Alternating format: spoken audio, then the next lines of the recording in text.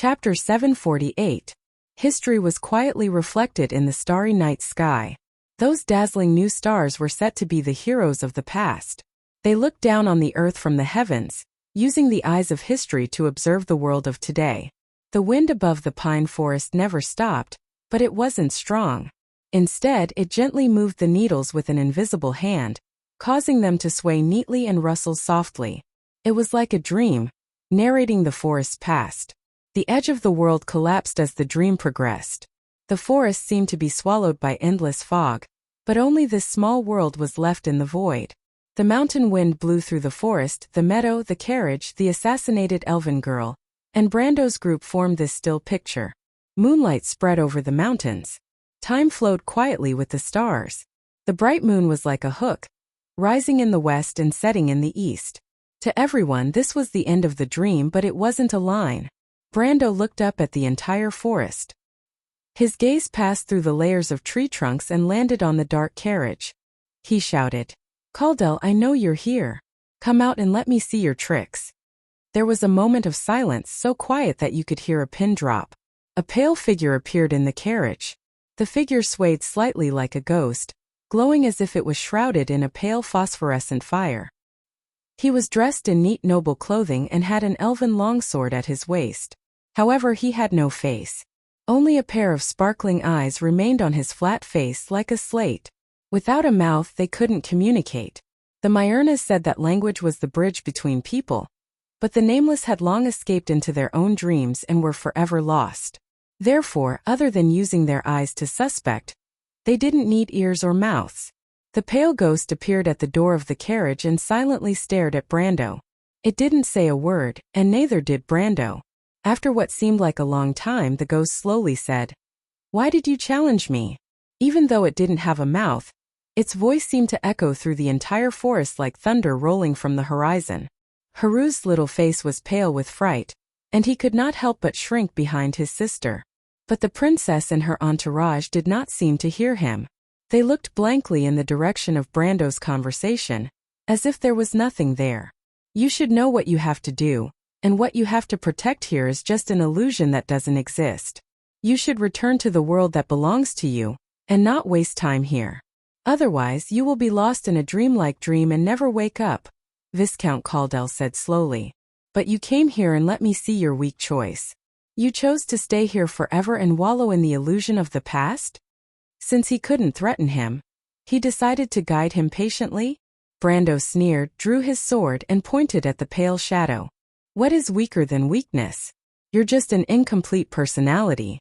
Hatred and jealousy have long since obliterated your mind. In the experience of wandering in the forest for so long, paranoia has long swallowed up your humanity. How can something like you understand what salvation is?" He exhaled and showed his shiny teeth. "What you've forgotten is not only your reputation. You've forgotten something more important. It has long been lost on the long road behind you. Viscount Caldel, the beginning of everything, the source of regret, is hidden under the layers of wounds, but I will find it and show it to you. Humans learn to cry to protect their pain, and you've long forgotten that, because you can no longer be called human." The blade of Halran Gaia, as dark as a dream, pointed straight ahead, at the pale shadow's chest. But it was also like a dividing line in the forest, separating this world from the other. Anger appeared on the ghost's face. In the next moment, a spark of fire appeared in the depths of Haru's silver eyes. The fire burned from the carriage behind Viscount Caldel. The fire spread behind Viscount Caldel, turning the forest into a sea of fire in the blink of an eye.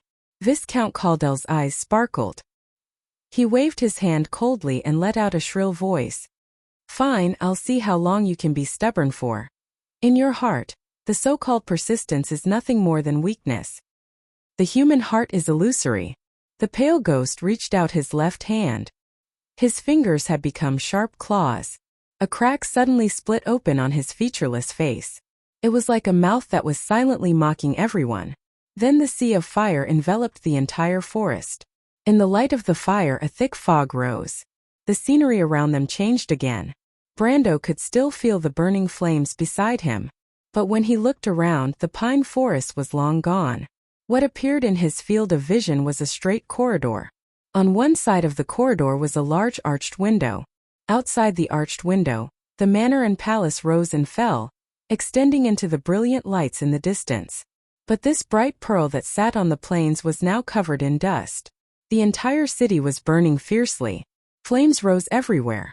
Brando and the little prince beside him saw the fire spread along the palace, burning all the way to their feet. Everywhere they looked was a sea of fire. The glass of the arched window shattered under the high temperature. Then, countless skeleton soldiers poured in from the outside. These skeletons wobbled and raised their nether steel longswords. The phosphorescence in their eyes was either bright or dark as they surrounded the area. On the pitch-black longswords, the Roman rose in full bloom was so dazzling.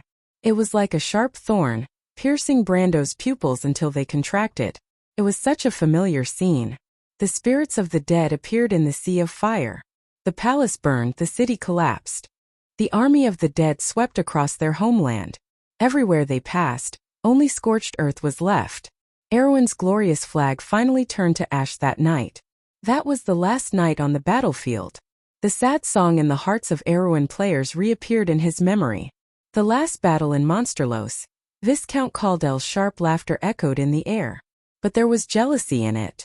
You think it's so easy to make a choice? But reality will always force you. You will face a desperate situation. Life or death. You must choose one of the two. What are mortals in front of the power of fate? But Brando ignored him. He felt his own power. It was still only at the peak of the silver level. He immediately turned his head and said to Haruz beside him, "Take your sister and retreat into Kinten Palace. Find a way to get to White Rose Castle. You should know that there is a secret passage there that leads to the underground river." "But what about you, teacher?" Haruz's hand was held tightly by Princess Grafine. He couldn't help but look up and ask worriedly, "Of course I'm retreating with you. What are you thinking?" Brando replied irritably, "But I have to deal with these skeletons. You can't expect me to keep holding your sister's hand, can you?" Princess Grafine started slightly. Only then did she notice that Brando had been holding her wrist. She blushed and struggled to free her hand. "I know that secret passage. It's under the bed in the room where the queen stayed. Come with me," she replied, pretending to be calm. Haruz stuck out his tongue and hurriedly covered his sister as they retreated into the corridor behind Brando. Even though the skeletons were slow, they were still closing in on him. He knew that there would be no end to fighting with these low-level undead creatures. He raised his head and looked at the structure of the corridor. He raised his sword and swung it twice, cutting down a row of pillars on both sides of the corridor. The corridor that lost its support collapsed with a loud bang, crushing the wobbling undead underneath. There were still 2 or 3 that escaped.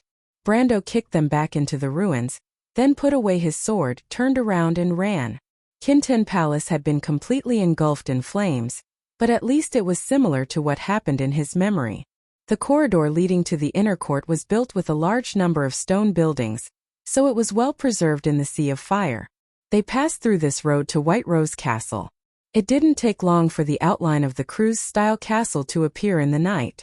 White Rose Castle was built before the year of the Golden Hoof. Its earliest owners were actually the cruise people, but after coming over, it was assigned to the former king and his subjects along with this land. After the year of revelation, the castle was destroyed in a fire and was later rebuilt together with Kinten Palace. What Brando saw now was this rebuilt castle. This castle was the last stronghold of the Monsteros Palace. It was also the last stronghold to fall during the Third War of the Black Rose. The castle's drawbridge must have been pulled up. "Now we can only go through the back door from the kitchen," Her Highness reminded him as she ran. Brando nodded. This was similar to what he had expected. There was no way to go through the kitchen, but there was a passage to transport food. As long as they entered the inner city, there would be a way to escape Kinten Palace. But as for where to go after leaving the inner city, he didn't think too much about it. Now was the time to put everything on the line. They had just rushed into the small forest in the courtyard in front of the castle when suddenly a group of knights in black clothes and black armor appeared in front of them. Brando saw the knights in full armor with green phosphorescence under their steel masks, and couldn't help but raise his eyebrows. Black Knight.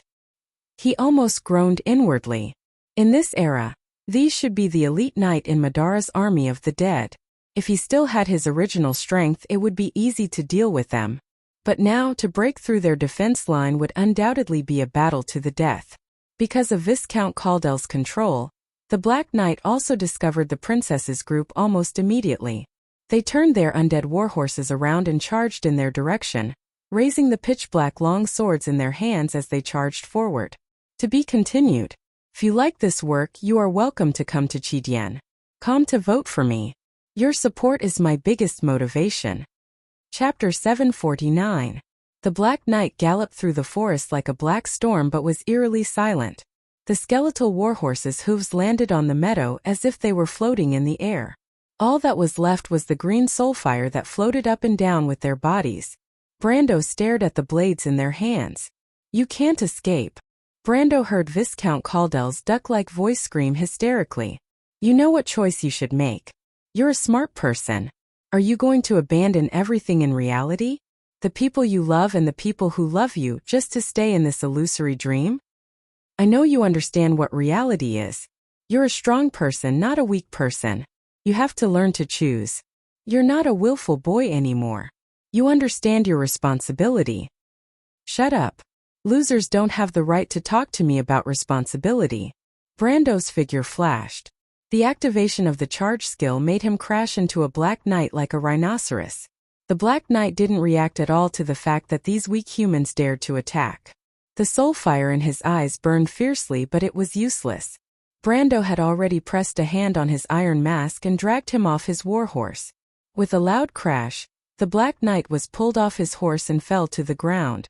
Brando landed behind them in a flash. The Black Knight was shocked. They turned their mounts around again and surrounded Brando. Brando raised his head to observe the situation. He saw with some pity that the Black Knight who fell off his horse adjusted his helmet and got up again. The strength of a peak silver was still too weak. He had only caught the knight off guard. If he still had the strength of an elemental level, he would have flattened the Black Knight into a thin piece of metal. Brando immediately raised Halrangaya and shouted to Haruz, who was not far away. Haruz, take your sister away. You know where to go. Haruz was stunned for a moment. He looked at Brando in a daze and shook his head desperately. Sir, what about you? I'll be there soon, Brando replied confidently. But, cut the crap. This is an order. Get lost. Brando roared. The little prince trembled in fear, but before he could say anything, Her Highness grabbed his hand. Princess Grafine looked in the direction of Brando and ordered the knight beside her. Go help him, make sure he survives. The two knights beside her immediately nodded, drew their swords and rushed over. Brendel glanced at the two knights and shook his head. He could not count on them. He raised his hand and gestured to the Black Knight, shouting, Idiots! Let me see if your Emperor's Mercury staff is really that powerful. The high-grade undead also had intelligence, and naturally, they could not accept these humans insulting their Supreme Emperor. The Black Knight's eyes lit up slightly, and they immediately charged at Brando. Brando saw that he had succeeded in seducing them, and immediately turned to run. What a joke. Although he said it with confidence, he was not crazy enough to challenge 7 or 8 Black Knight with the strength of a silver peak. He rushed to the woods in the courtyard because he remembered that there was a path to the main hall, where he might be able to get rid of these terrible creatures. The premise was that he could enter the forest. Princess Grafine pulled her sister all the way forward. Haruz held his skirt with one hand and looked back from time to time worriedly in the direction Brando left. He still remembered that this was a dream. Since his teacher brought him here, the two of them should leave together. How could he leave him alone? He thought with some panic in his heart. It was at this time that Princess Grafine suddenly stopped. The elder princess frowned and looked at the kitchen not far away that led to the side door of the castle. But unlike in her memory, the kitchen door was closed. She was stunned for a moment. Then she pulled out a dagger from under her skirt and slashed the lock twice. Unfortunately, the magic lock in the palace could not be opened by brute force. Other than leaving 2 shallow scratches, her efforts were in vain. Sister, let me try. Only then did Haruz notice his sister's actions. He glanced at the door, lifted his skirt with both hands, and then slammed into the wooden door. However, the little prince would never have dreamed that the moment before he crashed into the door would open by itself with a creak. He crashed into nothing and almost flew straight into the house. Fortunately, a pair of hands reached out from behind the door and held him firmly. He looked up and saw a familiar face. "Ano, by Allium Japonicum?" Haruz was slightly startled and thought for a while before he remembered the name of the female wizard he saw outside the Kinten Palace. But Allium Japonicum put a finger to her lips, made a silent gesture and said with a straight face, "Take the princess and hide here. Wait for me here." Haruz froze for a moment and looked at her in disbelief. "No, you are Sister Maynard?" Maynard glanced at him, shook her head at him, then pulled out her sword and rushed out of the door. Haruz was left standing by the door in a daze, watching the female knight's back disappear into the night. Brando had just staged a victorious escape. Unfortunately, the good times did not last long. He had finally shaken off the Black Knight, but the script did not play out as he had imagined. He had just entered the corridor leading to the side hall when he bumped into a set of armor that made a clanking sound as it walked. Yes, it was a set of armor. It was completely black like the plain style from the era of the War of the Holy Saints. But there was no wearer inside the armor. Instead, a ball of blue flame burned. The cursed armor was actually a ghost, a type of undead. This kind of terrifying undead had only appeared on the battlefield during the Second War of the Black Rose, and it was only natural that they would appear in this dream. It was more powerful than the Black Knight, and was not at all restricted in the narrow terrain. In reality, it was more agile than Brando had imagined. He didn't know if it was Viscount Caldell's doing, but Brando saw that thing scurrying back and forth on the ceiling, almost a hair faster than him. And when he looked up again, he realized with some despair that there was a tightly sealed dead end in front of him. "Do you know?" As if sensing Brendel's predicament, Caldell's voice carried a hint of mockery. He spoke frankly in Brendel's mind. Sometimes hard work doesn't guarantee success. All you get is endless frustration. People like you always think that problems can be easily solved. How can you use a simple choice to deny other people's hard work? I tried before, but all I got was failure. And you too, Caldell, Brando answered. The sound of the cursed armor running behind them was getting closer and closer. He could almost smell the unique rancid smell of soul essence. This has nothing to do with success or failure. Then what does it have to do with? Your power can't change anything? No, there is something I have that you don't. What is that? Viscount Caldell paused slightly. It was as if the entire world had stopped with his thoughts. Brando looked up. He was less than 10 meters away from the door. Courage. Brando raised Halrangaya and slammed it against the wooden door. With a loud crash, the wooden door instantly shattered into pieces. Brando rolled into the room behind him.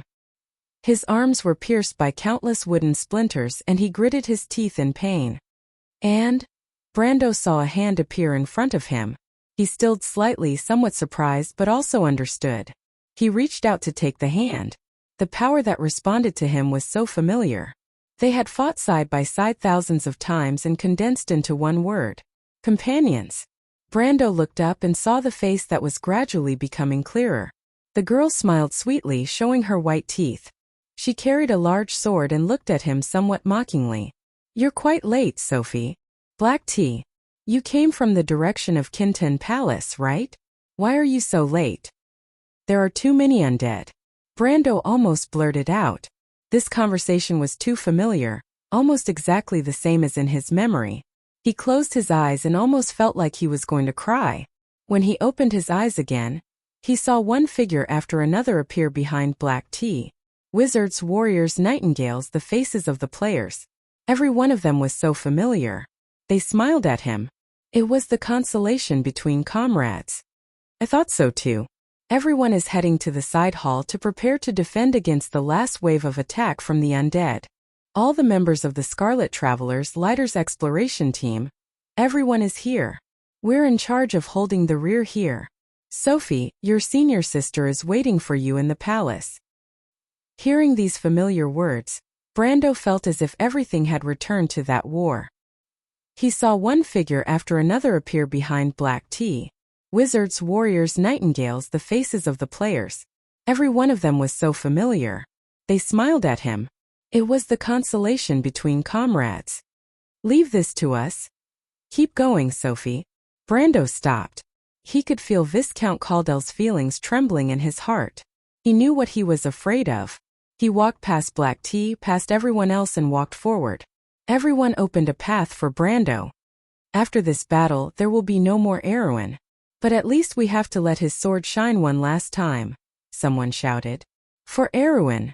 The players raised their swords and answered in unison. Brando walked past each of them until a voice rang out. Sophie. Brando paused slightly. He turned his head. Everything behind him seemed to disappear. Only the scene of the players fighting was left. Black Tea looked at him and raised her sword. Forget us, Sophie.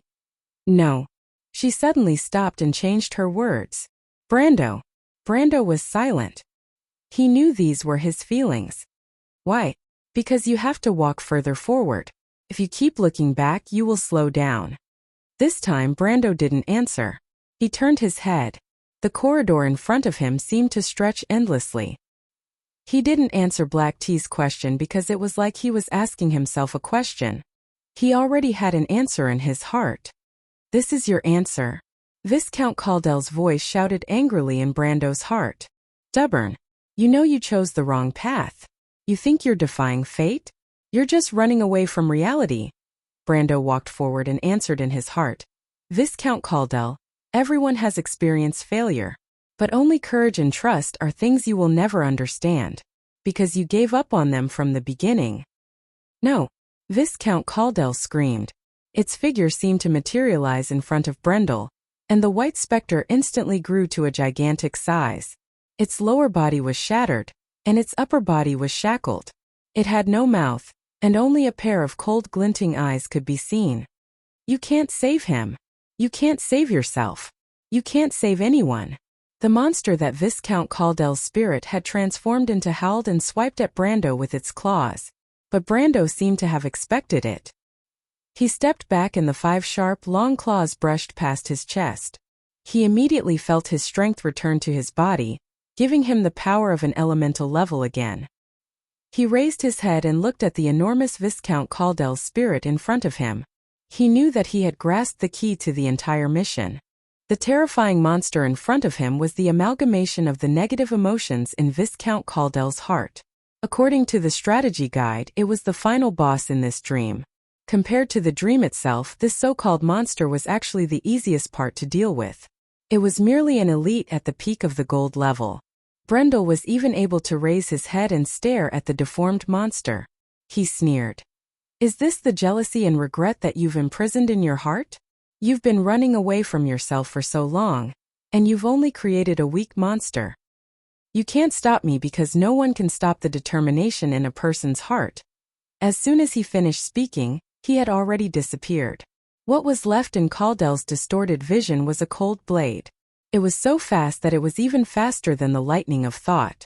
The monster only had time to raise its head, and then this movement froze in place. In the end, it turned into a long howl of anguish. Then with a loud clang, Viscount Caldel's distorted spirit seemed to vanish into thin air. The shackles on his body all fell to the ground. Brando put away his long sword. He turned his head to look and saw a silver item shining in the shackles. That should be the reward from this mission. Brando reached out his hand in that direction, and the item immediately entered his dimension hole. He didn't have time to examine it closely because the entire dream had begun to shake violently following Viscount Caldel's death. The world of this dream was about to collapse. To be continued. If you like this work, you are welcome to come to Chidian. Come to vote for me. Your support is my biggest motivation. Chapter 750. The world of dreams was collapsing layer by layer, but Brando knew there was still one last stretch of road to walk. He put away his things and turned off the experience notifications. He looked up and saw a long corridor appear in front of him. This deep walkway seemed to extend forward in a ring-shaped space, and the surrounding fog was filled with flickering fragments of the past. He knew that this was no longer Viscount Caldel's dream, but a dream that truly belonged to him. Self-redemption was often the opportunity hidden in the deepest part of a person's heart. Brando walked forward slowly. He passed through the darkness and then light came from all directions, spilling over him. Finally he saw a door. That door was immersed in darkness and silence. The pattern on the door was a bronze key and a silver crescent moon. This memory was as fresh as yesterday. Brando didn't stop. Instead he walked forward and pushed the door open. The heavy wooden door opened with a creak. Behind the door was the center of the palace. Kinten Palace, Hall of the Wise. A dim light shone down from the dome. The hall was silent. The throne was in the center of the palace. A silver crown rested on the scarlet throne. The crown had a slender elven style. It was painted with the mountains of the south and the clouds of the north. Brando remembered that many people had worn this crown because it had once been the symbol of Erewhon.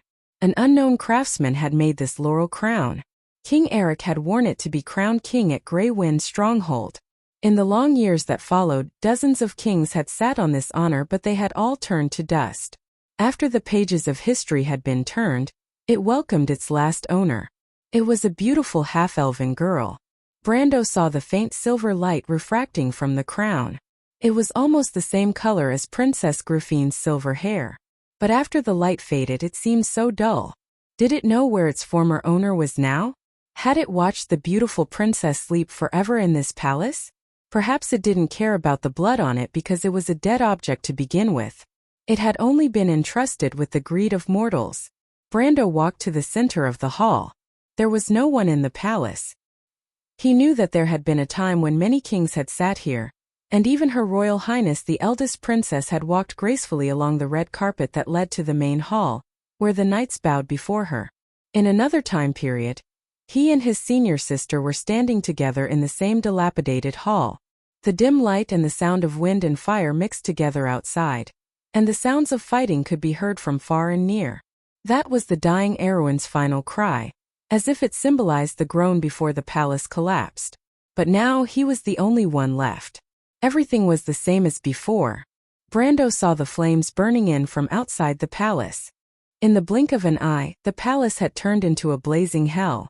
The pillars collapsed, and the beautiful artwork turned to dust. He stood alone in the middle of the flames. "Why aren't you afraid of failure?" a weak voice asked. It was Viscount Caldel's voice. "I'm afraid of failure."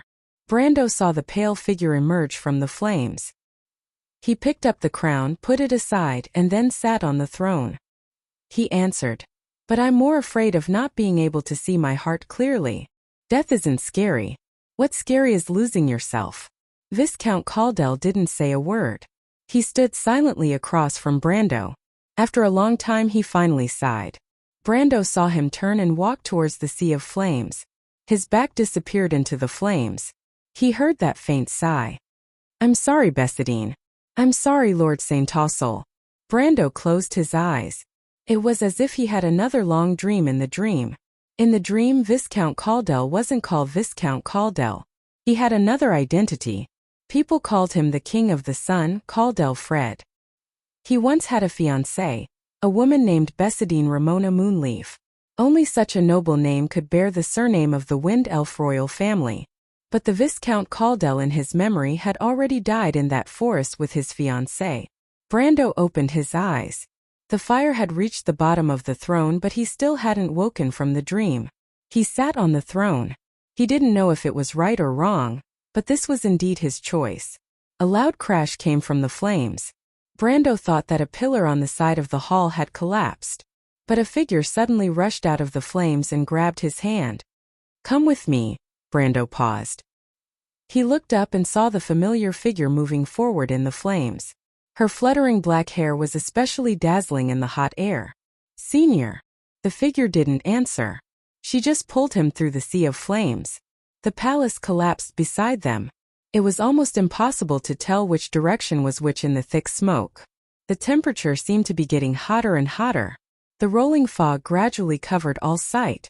After a moment, Brando felt that he was walking completely in the black fog. He couldn't tell if he was still in the Kinten Palace under his feet. But the fog suddenly parted to the left and right. The cold moonlight seemed to fall from above and sprinkle on him. Brando paused for a moment and raised his head. There was no longer any palace or sea of flames around him. There was only the flickering shadows of the cedar forest.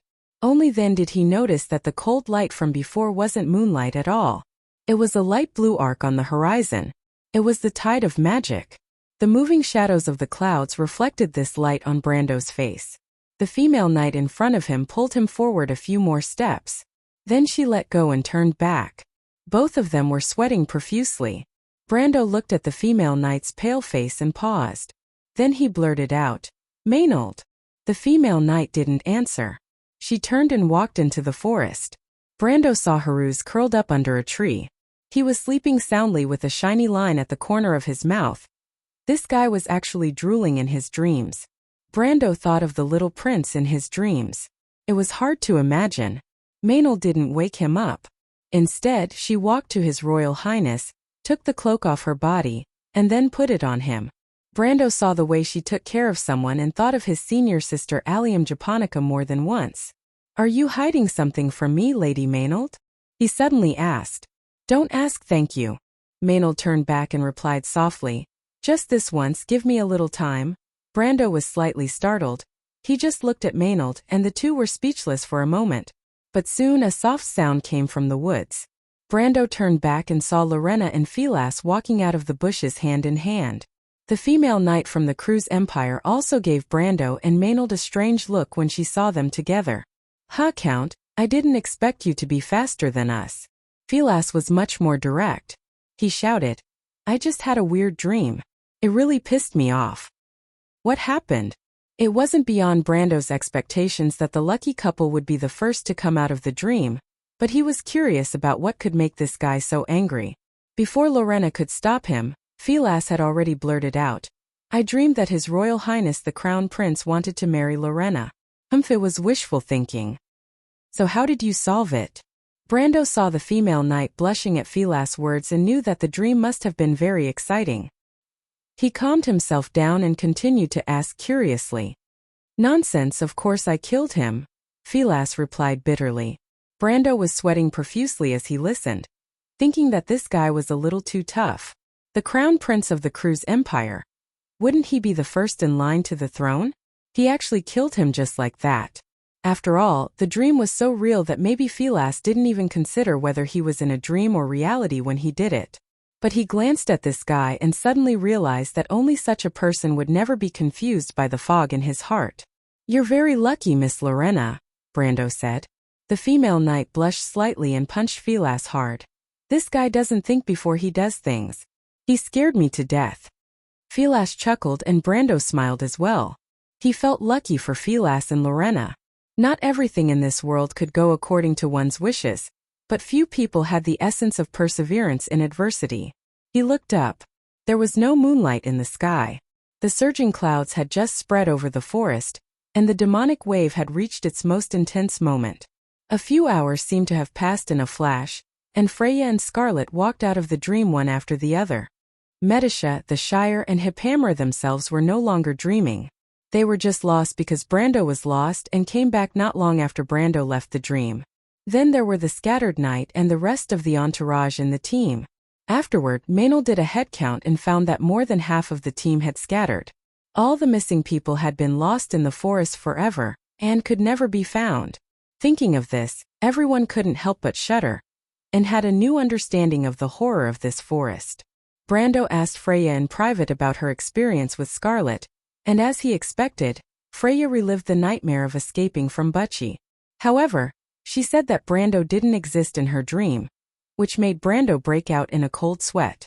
Freya also told him that she experienced a completely different night in Butchie. The future Valkyrie didn't go into too much detail, and just softly thanked him at the end. Brando could roughly guess what happened to her, just like how he could guess that she would return to Butchie that night. Perhaps for the Valkyrie that was the most important memory in her life. A memory that changed her life. As for Scarlet, the Highlander girl didn't say much. She just looked at him quietly for a moment, then followed him and never left. Brando couldn't figure out what she dreamed of. But just like everyone else, everyone seemed to be especially quiet after leaving their dreams. Most of them leaned on each other and sat in the forest, as if they were recalling their dreams. The morning that could never be seen in the Evernight Forest brought a new day to everyone in the sense of time. P.S. The next day at 3 p.m., your champion baboon has been resurrected. Please vote. Please vote. Please vote. To be continued. If you like this work, you are welcome to come to Qidian. Come to vote for me. Your support is my biggest motivation. Chapter 752. Dang dang dang. Bells rang rapidly in the Lion Palace, and the monks of the Holy Church swarmed out, stepping barefoot on the white marble, and came to the Ironheart Square. Above the city of Leo, clouds gathered, and rolling dark clouds were pressing down from the sky. The great Manatide was just as Brando had expected. From the 10 cities to the shining sea, from the Mech realm of the Hazel people to the hanging cloud mountains in the far east, the surge of the Manatide alarmed everyone. Everyone stopped what they were doing and looked up in surprise. An obscure blue was crossing the dark sky, shining like the first light of dawn, and piercing through the clouds like a curved arc, crossing half the sky and piercing the canopy overhead. The astrologers of Wond were terrified at this moment. The sea of mana was roaring violently, and every saint who hid in the prayer room and prayed devoutly to their God could not calm the turmoil in their hearts. Dark clouds covered the light of the stars and the moon, and darkness passed over the mountains, plains, shining lakes, and rolling forests. From west to east, the pillars of order in every holy church on the vast land of Wond lit up one by one. Martha's Law of Tiamat issued a warning to everyone, heralding the coming of an era of chaos. On the Ironheart Square, the lofty bishops looked up at the dramatic changes in the sky with an indescribable expression on their faces. Some people were whispering, but more people had begun to turn around. Go to the Sublime Hall, ignite the crystal of order, and send an announcement to the other holy churches. The loud voice passed through the square, and the first drizzle drifted down from the sky. In the blink of an eye, the temperature had dropped sharply. Everyone turned back, and behind them, the bells in the city were ringing. And across the sea, the bugas floated in the sky, and dozens of cities were flying slowly above the clouds. In the darkness, lightning occasionally illuminated the silver spires of the towers. In Onais, the astrologers walked out of their white tower one by one. Those archmages in white robes and holding long scrolls, even if they could not see, could still feel the changes in the world's order. The huge magic circle of Tiamat was changing its orbit. The entire world rumbled. In the distant heavenly realm, in the depths of the sea of clouds, lightning would occasionally fall, like a winding flame that lit up the pitch-black sea. The pale electric light passed through the attic window with a strong foreign style, casting the shadow of the craftsmanship patterns on his thin and long cheeks. William held the wizard's chess piece and seemed to be in deep thought. His face was pale. He sat upon the throne of the 12 protector kings, the throne behind him like an elongated shadow. The pointed back of the throne, which symbolized supreme knowledge, extended infinitely toward the vault in this environment, brimming with mysterious majesty.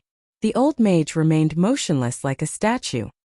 His deep gaze was fixated on the arched hall that towered like the vault of heaven below the handrail.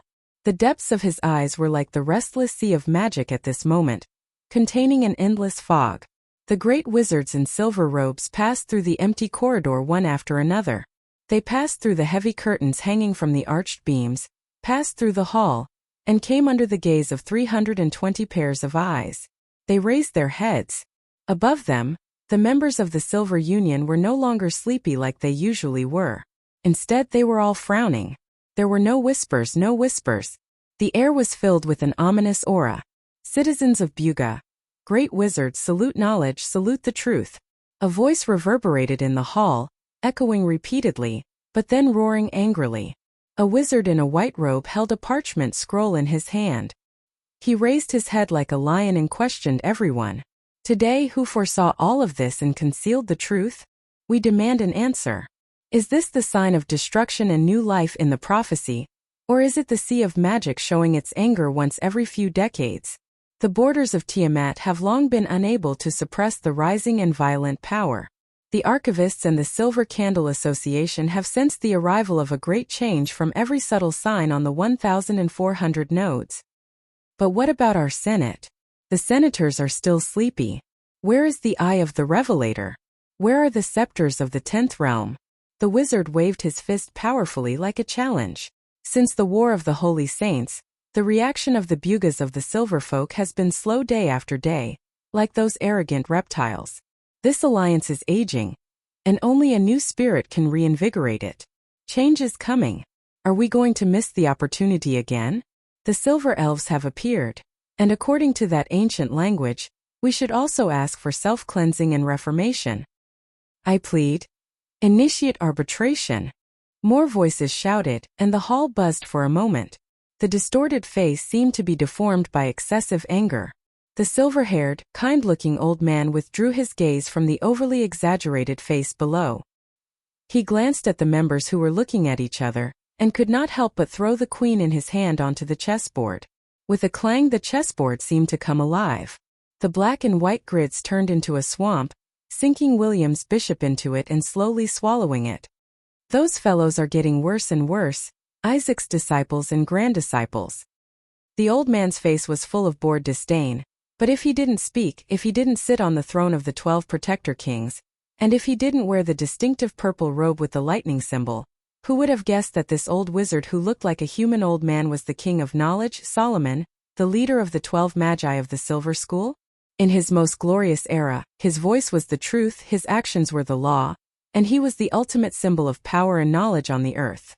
Mortals thought that he had long become a god, but he was still Solomon, the silver folk, the most powerful person on the Bugha's pillar. For the rest of his life, Solomon considered himself to be only a wizard. Better said than sung, isn't that the guy's usual style, haha?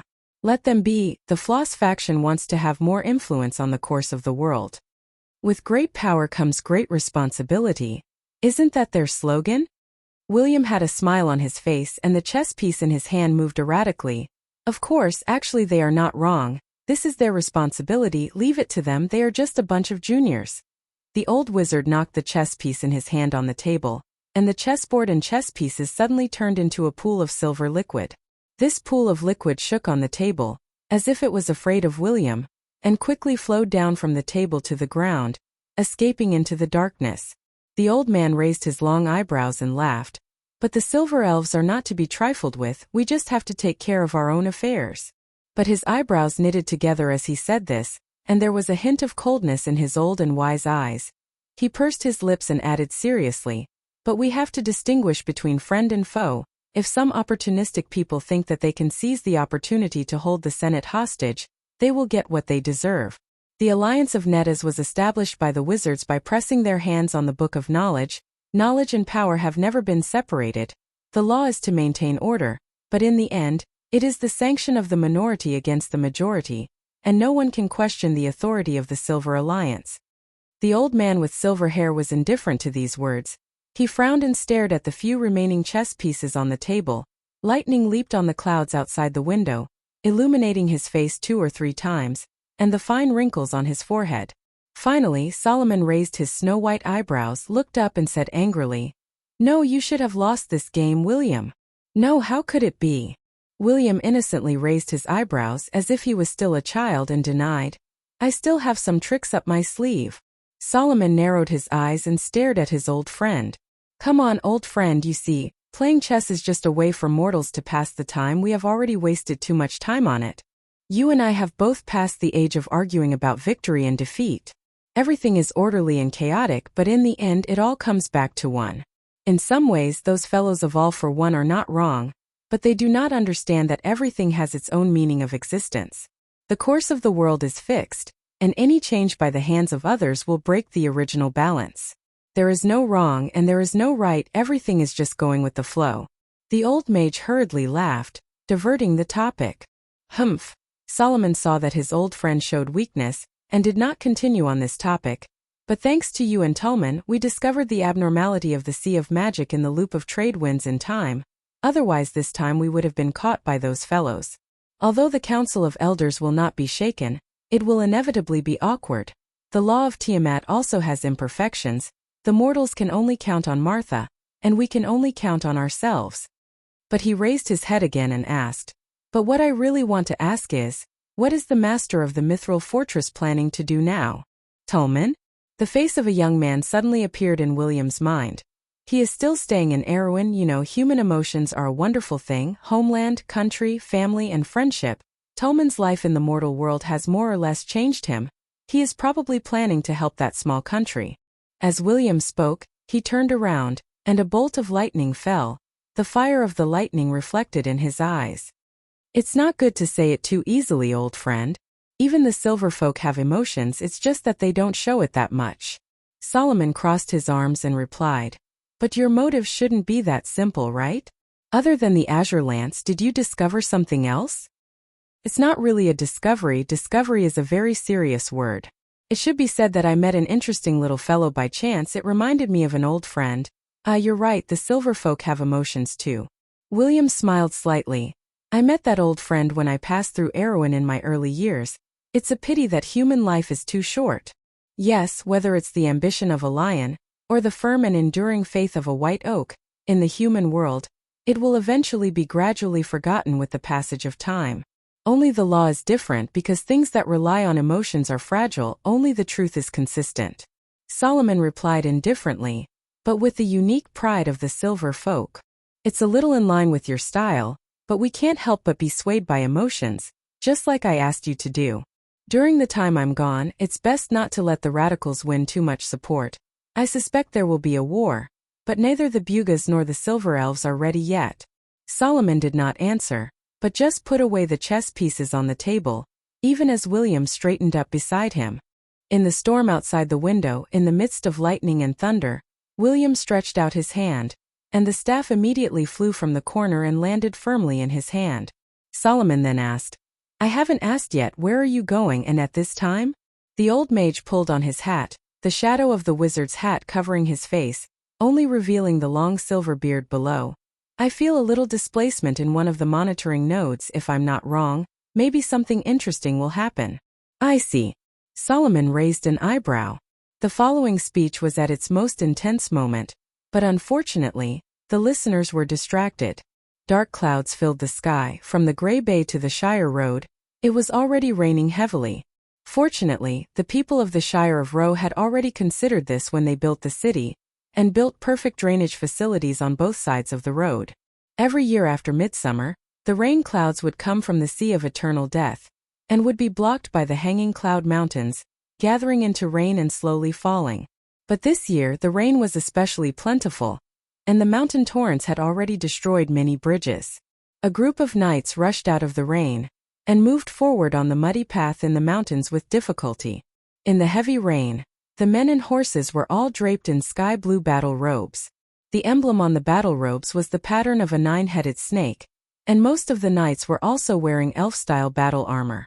Under the pointed helmets, pointed ears and light green hair were exposed, proving their identity.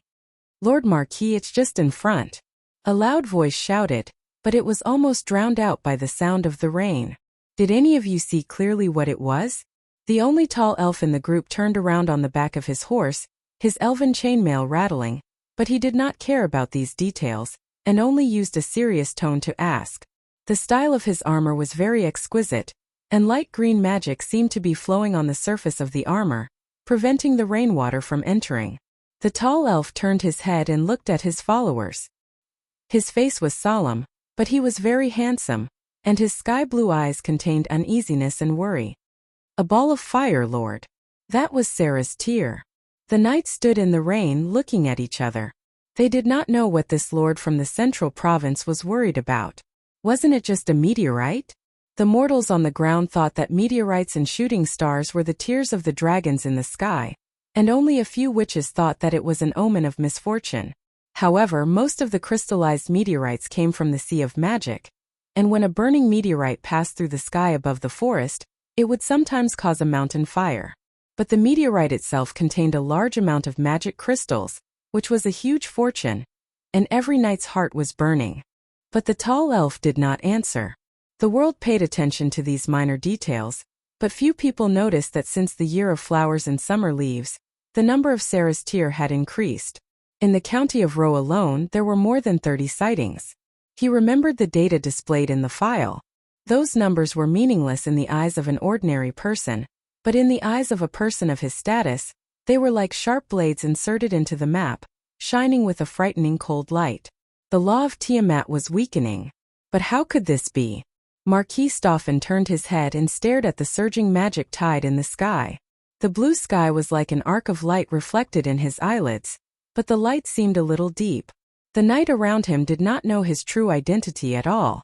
The country people only thought that nobles like him from the central province were greedy and afraid of death, but they did not know that he was the Night Song Knight of the Holy Cathedral of Wind Empress. It was ridiculous. The border of Saint Tossel was becoming more and more unstable. Unfortunately, most of the nobles of the Elven court still stubbornly believed that it was just the disturbance of the undead, but Madara did not have the energy to start two wars at the same time. He had a faint feeling that things were not that simple. The report of 7 months clearly indicated that the number of monsters at the border was increasing. To be precise, they were reproducing at an alarming rate. Lords from all over the country reported dozens of attacks, but they were deliberately concealed by the people below who pretended to be peaceful. These tricks could be hidden from the Elven court, but not from the secret knight of the Holy Cathedral. The priests had mentioned more than once that the great demonic wave might just be a sign, and he, like the Summer King Shaglafen, suspected another possibility. I hope there is good news from Fanzan. The Holy Cathedral of Fire is really becoming more and more depraved. They are actually stuck in the mire of a small Erewhon. Stoffen silently hid these thoughts in his heart. He glanced at his temporary followers who had a look of indifference on their faces, turned around and pulled out his sword. The blade of the sword shone in the rain. Be careful of the monsters in the forest. Let's continue forward. The knight responded in unison and turned to move forward. But only Marquis Stoffen's heart was still shrouded in a shadow. He looked up in front of him. The dark forest was like a giant mouth that swallowed everything. In the heavy rain he shivered. P.S. Those in the group today should know that I'm outside attending someone's wedding. I shouldn't have gone. I started typing this chapter when I came back, and it messed up my schedule, but it feels good. I could have written a little more, but I looked at the time and decided not to. I'm now adjusting my work and rest schedule, so that I can write regularly and update regularly in the future. That's it for today. I'll put up the 10,000-word chapter tomorrow before 5 o'clock. To be continued. If you like this work, you are welcome to come to Chidian.com to vote for me. Your support is my biggest motivation. Chapter 753. Compared to the turmoil of the entire world, the stillness of the stained frost forest was more like a pool of stagnant water without ripples.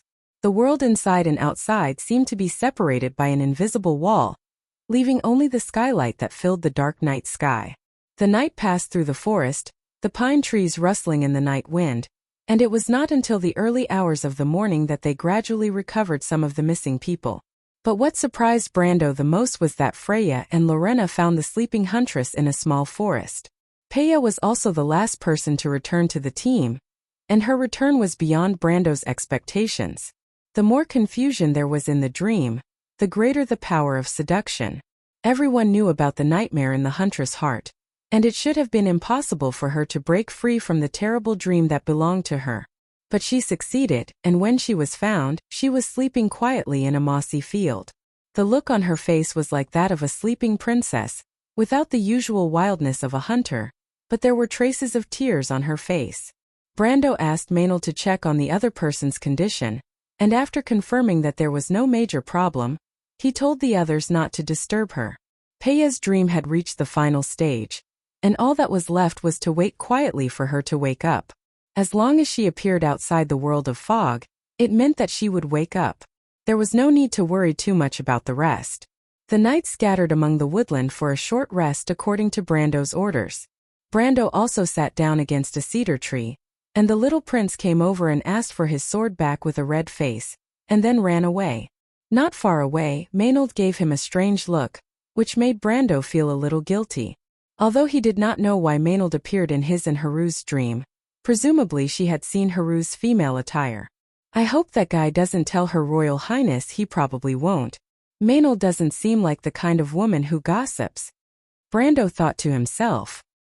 He suspected that if Princess Griffine knew what he had done, she might really stab him to death. Thinking about these messy things, he took out the equipment dropped by Viscount Caldell's negative emotions from the Dimension Cave to appraise. He twisted the shiny object out. It was a necklace.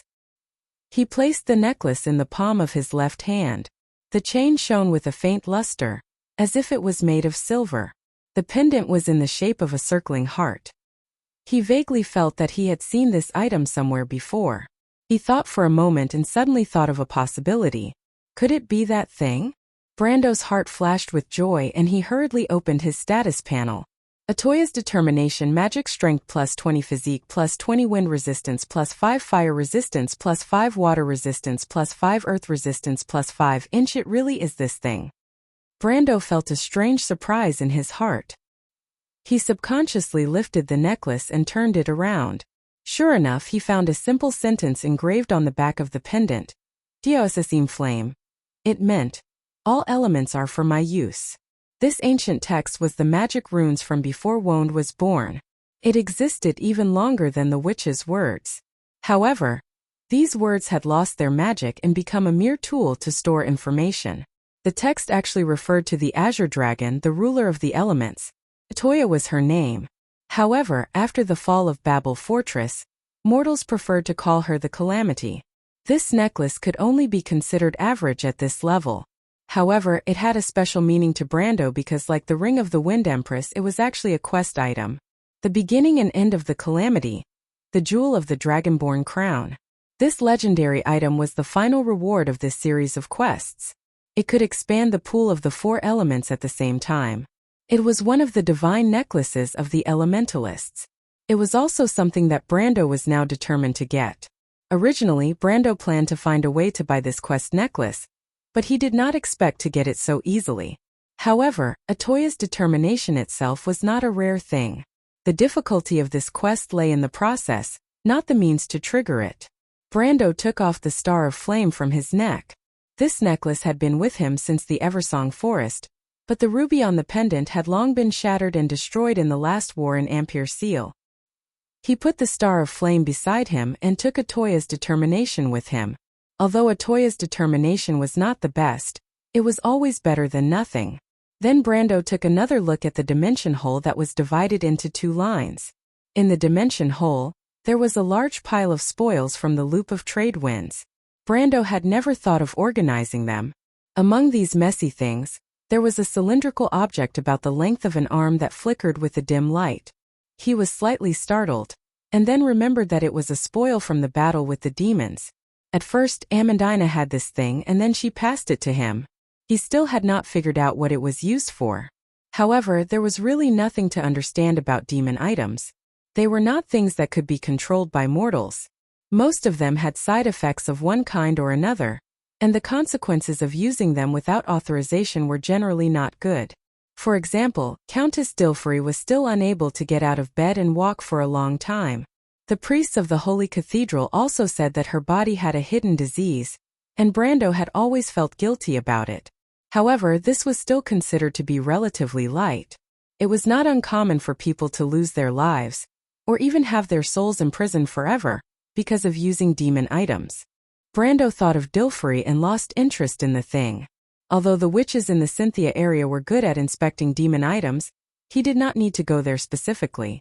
After inspecting the thing in his hand, his heart inexplicably calmed down along with the forest. The morning breeze began to blow through the canopy, making a soft sound that almost made people want to fall asleep. But no one could sleep, because as soon as they closed their eyes, they would think of the nightmare from before. Brando felt someone sitting beside him. It was Scarlet. She did not even need to ask for the permission of her lord to sit beside Brando. She looked back and watched Brando's movements quietly with her beautiful amber eyes. "What's the matter?" Brando asked. Scarlet took out a ring and handed it to Brando. Brando saw the ring in her hand. The ring looked very strange on the surface, a bit like someone had polished it with pebbles, very smooth and plain. But he froze for a moment before realizing that it was a magic ring. "Is this your lute?" Scarlet nodded. That was the relic of the lost one. It seemed that Scarlet's luck was not bad. He took the ring. The stone ring was very smooth to the touch, and the surface seemed to be satin, but he could not tell what it was. But Brando was not in a hurry to guess its attributes. This kind of stone artifact was very rare in Wond, and some even witnessed the beginning of the whole world. He rubbed the inside of the ring with his hand and felt a line of thin dents. It was the text of the Mar people. "This is an ancient artifact." Brando could not help but exclaim, "Scarlet, you're really lucky." Huh? Scarlet looked at him, puzzled. Most of the magic items after the destruction of Babel Fortress came from after Tumen discovered the Mageweth, but before that, there were already all kinds of magic items. Brando explained, "These magic items are not necessarily more powerful than what we see now, but they are very strange." He held up the ring as he spoke, and the faint blue light in the sky shone through the leaves and branches, projecting from the hole in the middle of the ring, forming a beam of light. The attributes of the ring also appeared in his field of vision at the same time. Ring of Stone, Fantasy Strength plus 75 additional skills. Eternal Kinship. When the ring bearer is on the ground, the additional attributes of the Ring of Stone are doubled. A level 40 ring added 150 strength. Although it was only on the ground, such extreme attributes were very rare in the magic items of the Mageweth era. Its additional skills also happened to illustrate this point. Ancient magic items generally focused on one aspect, but had a variety of restrictions. In the game, players said that they belonged to a special category of cursed items, and Brando felt that this was understandable. This ring did not have too many special skills, but just the increased attributes itself was enough to be amazing at this level. In particular, Brando suddenly thought that this ring was tailor-made for Scarlet. Because of the attributes of the Azure Lance and the strong physical recovery of the Dragonborn, she did not need to pay too much attention to defense, and this Ring of Stone was undoubtedly the best illustration of an all-attack warrior for her. "This is a ring blessed by Gaia." Brando put down the ring and replied to Scarlet, "You are very lucky, it is a trophy that belongs to you." Scarlet listened to Brando's answer and was a little quiet. She could roughly guess the preciousness of the ring but only replied, "I don't need it, my lord. Believe me, compared to me it suits you better." Brando smiled at the Highlander girl. "Give me your hand, I'll put it on for you." Scarlet was stunned. Brando was completely immersed in his own imagination. Offensive warriors were rare in the game because the way of combat determined that the survival ability of melee physical professions must be stronger than other professions. Close range meant that it was more difficult to avoid some ranged spells and attacks, and the necessary health and defensive ability to survive these battles. Professions like the Nightingale could compensate with high-speed movement and dexterity, but what did a warrior have? What a warrior could rely on was nothing more than solid armor and a strong physique. But nothing was absolute, and Brando yearned for such a spirit in his heart. Because focusing on strength, a warrior became like an extremely sharp, but also extremely easy to break glass blade. Brando felt that this trait was very suitable for Scarlet's combat style. The girl inherited some of the characteristics of the Highlanders, and was unyielding in battle, so much so that when you watched such a lady in battle, it was difficult to imagine her usual temperament. But when Brando thought about it, he did not think about what his request meant to the Highlander girl. According to the customs of the Highlanders, only the most intimate of lovers would give each other rings. Of course, their rings did not have so much power, and sometimes were even just a garland, but it symbolized each other's restraint and admiration. Scarlet let Brando put the ring on her in a daze, and for a moment felt as if time had stopped flowing. Brando held her hand and carefully put the Ring of Stone on, then looked up and asked, "How is it?" "Huh." Scarlet seemed to have just reacted. She tried to put aside those irrelevant thoughts and carefully felt it, then muttered, "It's amazing, my strength has increased by 20 to 30%. According to Miss Alaz, it should be the strength of a young dragon. Then it's close to the power of elemental awakening, but only at this level of strength. You can feel it carefully, this will be good for your elemental awakening in the future. But remember, you only have this kind of strength when you're on the ground. If you fight, try to avoid being led to other battlefields by others." Brando warned. "Okay." Scarlet was silent and nodded, but then whispered, "I can also elemental awakening, my lord. You're more knowledgeable than others, and the elemental wall will not be your threshold. Besides, the blood flowing in your body is golden. You should be more proud than others, you never have to belittle yourself, Scarlet." Brando looked at Scarlet and whispered encouragement. The Highlander girl did not answer, but clenched the azure lance in her hand. Brando noticed this detail and guessed what she was thinking. He looked back, the whole dream quest was a complete dungeon quest, there were quests and experience and there was a lot of it. He opened the panel and found that with the remaining part from before, it was almost enough to upgrade the Templar Knight to the next level. Originally, in Brando's plan, continuing to upgrade the Templar Knight's level was not the best choice, But since he found that his physique had been further strengthened after elemental awakening, he changed his mind.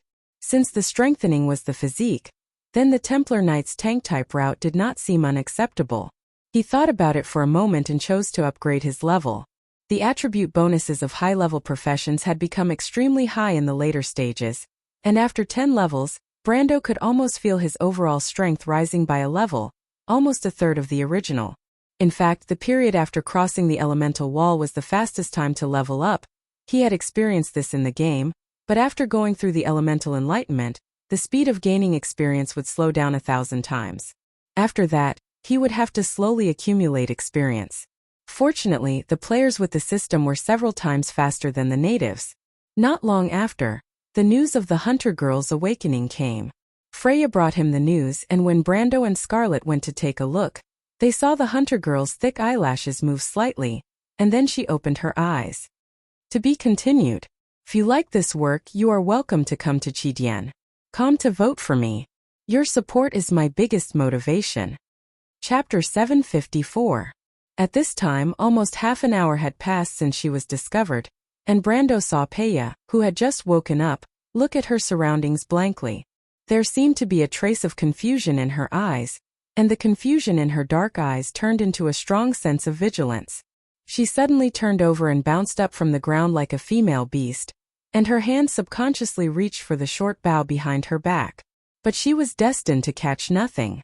Then Peya woke up, and when she saw Brando she seemed to be stunned. I am sorry, Sir Knight, I thought. But Peya's words suddenly stopped.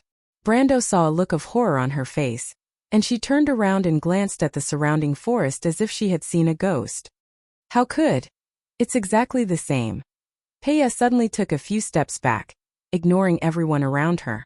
She observed the surrounding forest as she retreating faster and faster, and then ran wildly, disappearing into the forest in the blink of an eye.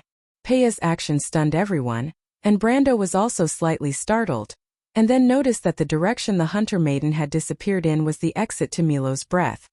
Brando? Freya asked from the side.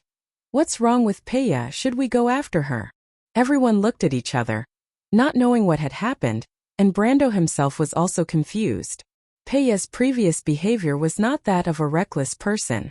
On the contrary, she could be called an excellent hunter. And most of the best hunters had one trait in common: calm and collected. Brando only hesitated for a moment before saying, "Follow her." Faint starlight began to appear in the forest, indicating that they were leaving the range of the Evernight forest.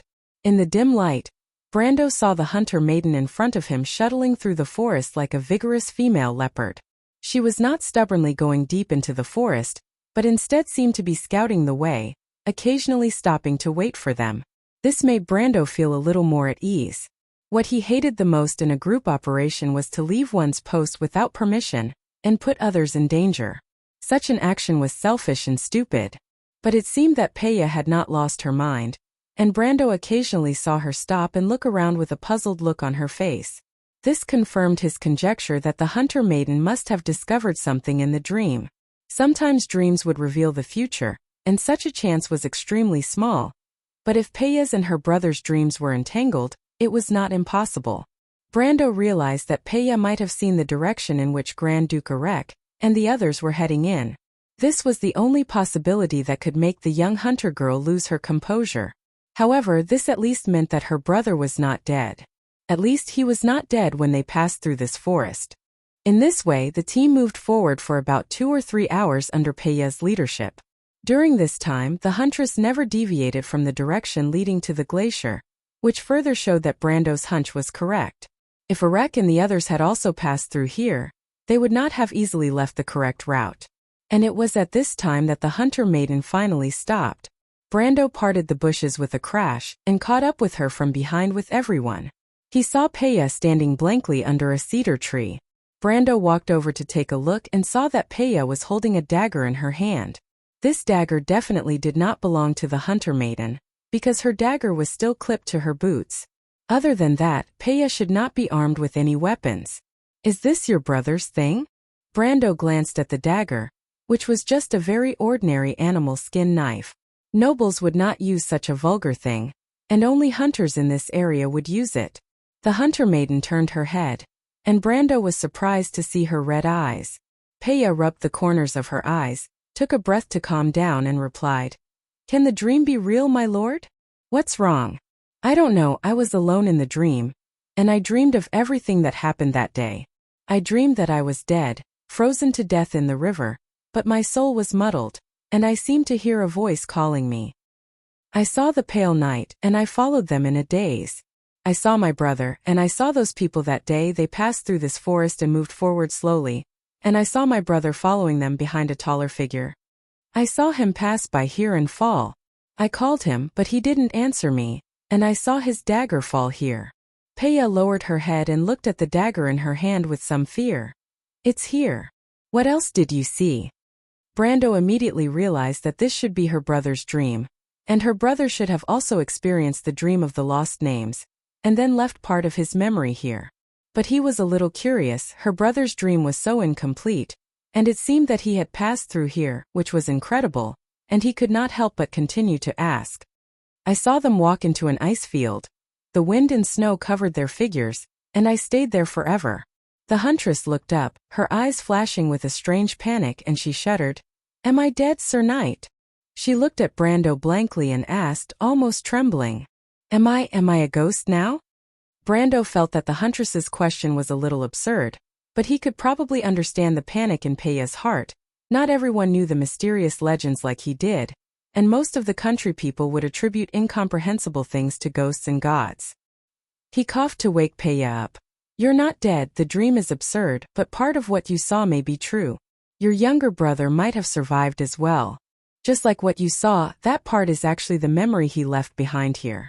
Peya heard this and trembled all over. "Really? Of course you understand, I don't have to lie to you," Brando replied. Peya clenched her hands into fists with excitement. Her chest rose and fell rapidly. She turned around and thought for a moment, then turned back and said to Brando with some embarrassment, "I'm sorry, Sir Knight, I was a little too reckless before." Brando sighed. What else could he say? You can ask a soldier to abide by military discipline, but Peya was certainly not a soldier, nor an adventurer or a mercenary. She was just a hunter. But he still lectured her. "Just remember in the future, what you did before was very dangerous, not just for you, but for others as well. The knight behind you, some of them are like you, have brothers, sisters, or parents of children. Do you have the heart to let their loved ones lose them?" "I'm sorry." Peya hung her head in shame this time. She knew that nobles had many rules, and people of her status did not need to ask why at all. They just needed to abide by them. But Brando explained it to her, which made her blush instead. Although she was in awe of those high and mighty nobles, she did not necessarily agree with their values deep down. But Brando's words made her realize that people were actually the same, and the rules in a team were just to protect everyone in it. For the first time, Brando accepted the hunter girl's apology, not for his identity, but for such behavior. "Can you determine the route of Grand Duke Arek and the others?" he asked again. The hunter girl was slightly startled, then nodded. "That's easy," Brando replied. "Oh, Glacier of Despair." Ever since entering this boundless ice field, Alaz had not stopped losing her temper for a single day. She felt that if she had known this would happen, she would have been with Brando instead of listening to him and going to meet up with Veronica with that dull ash sword saint. Of course, there were many things that made her dissatisfied. For example, the cold climate made her skin rougher, and the chattering ambassador of the Crew's Night Order also pushed her patience to the limit. Which I did. That guy used to see that she was one of Erwin's people, and dared to talk to her with that kind of attitude. If she did not want to expose her identity, she would have turned into her dragon form and swallowed the other party in one gulp, so that her ears would not be bombarded with fatigue all day long. It was the same for the descendants of the arrogant Kurlutzian nobles. Sometimes she would secretly squint and stare at those annoying guys with her golden eyes, hatefully thinking about whether to cut open all these arrogant guys' stomachs after this matter was over. But that was just a thought. Although the dragons were arrogant, they were not stupid. The Holy Cathedral of Fire behind the Crew's nobles would never allow the dragons to mess around in human territory. Of course, the 4 holy cathedrals were not the key was those annoying self-righteous bugas. Every time she thought of the existence of the silver folk in this world, Alaz could not help but gnash her teeth in hatred. If it were not for the Bugas, who always boasted of being messianic craftsmen, the dragons would have already turned humans and elves into toys. How annoying! Alaz cursed fiercely in her heart, cursing the smiling old man to crash his head and die as soon as possible, and for Onais and the other floating cities to fall into the sea as soon as possible. She curled a few curls of her platinum hair around her ears and muttered as she walked out of her tent. If it were not for the news that Brando and his party had arrived, she would not have bothered to show up. It was so cold outside. The silver folk, who had ill intentions towards the dragons, called them big lizards. Alaz of course could not accept this name, but dragons were indeed cold-blooded animals, and there was no disputing that. Except for the white dragons, most of the other types of dragons would feel uncomfortable in cold weather. Alaz sneezed in the snow and rubbed the tip of her little red nose. She looked like a weak lowly, not a scary little female dragon. To be continued. If you like this work, you are welcome to come to Chidian. Come to vote for me. Your support is my biggest motivation. Chapter 755. If Alaz's curse were to come true, it would be enough to destroy the entire Buga's wizard craftsmen and their floating city 10 times over, and there would be nothing left of them. Even Brando would be implicated. For example, our little female dragon lady cursed Brando at least 20 times to make him lose the ability to reproduce. Fortunately, Brando was unaware of these vicious curses at the moment. He and Veronica agreed to meet in the valley near the Breath of Despair. Cruz's people were indeed one step ahead of them. Veronica and the Ash Sword Saint were both long-established powerhouses, and the Forest of Tears in front of them was unlikely to stop their progress. Even if Alaz was lazy and did not contribute, a small level 50 dungeon would not cause any trouble for Cruz's people. When Brando stepped into the camp of the Azure Skies Legion, Veronica was frowning in the thick felt tent, one hand on her forehead, looking at the map in her hand. This map was actually provided by Duke Vero, whom Eek had persuaded. The Lantern Islands had left early and arrived at Fort Valendon, and even Her Royal Highness, who left later, had already arrived in the Manowar area. But seriously speaking, Duke Lantern Island and the Holy Cathedral of Fire, especially Cruz's people, had no friendship and had a lot of enmity. So the female commander of the Azure Skies Legion knew very well that the young man named Eek was probably helping them because of Brando's face. And when she thought of the young man Erwin she saw in the loop of trade winds, she could not help but smile slightly, but then she sighed. Of course, she had heard of what had happened in Ampere Seal. She was a general of the Empire, and of course she knew where the interests of the Empire lay. She knew that the young man might become a difficult opponent for the Empire, but she did not expect this day to come so soon.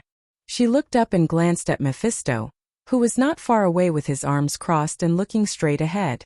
The Ash Sword Saint did not have a good impression of the Cruz people, so he rarely went anywhere other than to discuss matters with Veronica. In fact, even if he was willing to go, Veronica might not feel at ease. For the people of Cruz he was a big devil. "That good student of yours is here. Aren't you going to do something?" she asked. Mephistopheles looked back at her and didn't answer. He had nothing to say to Cruz.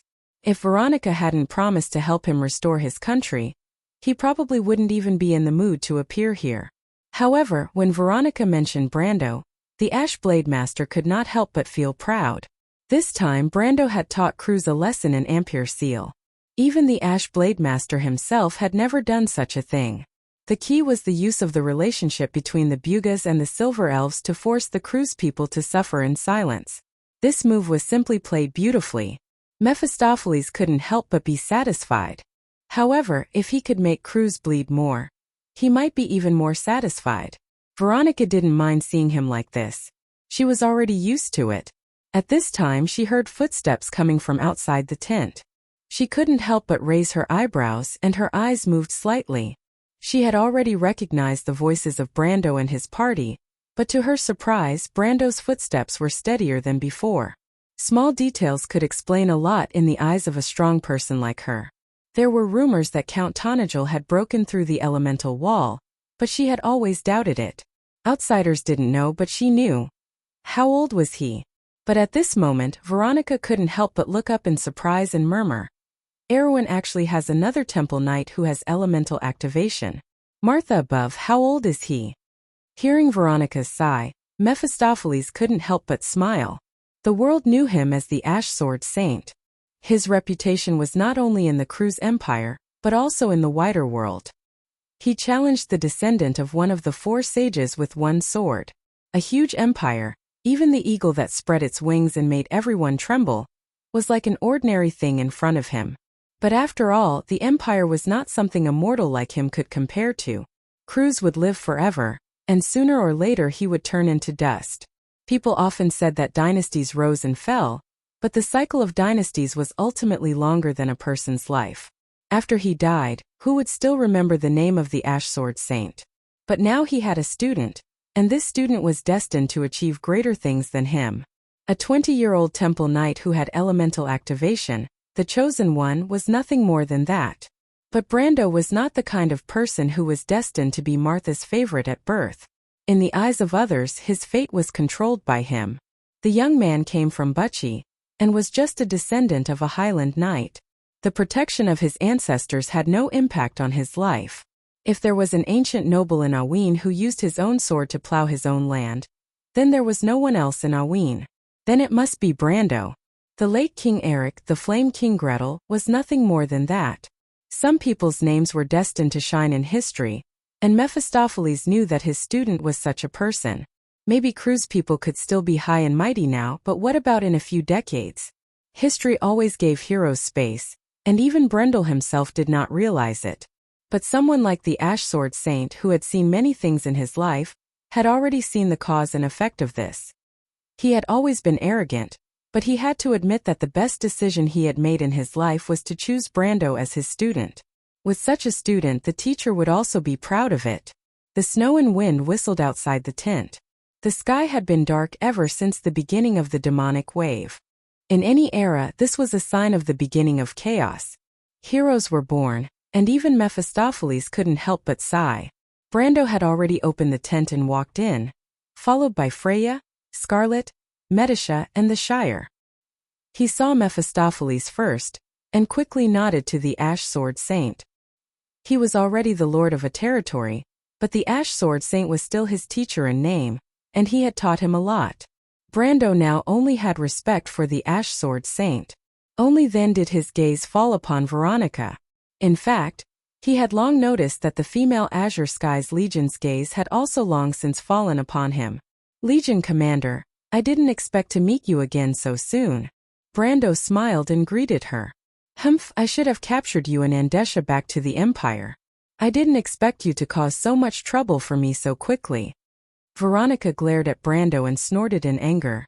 Look at what you've done, brat.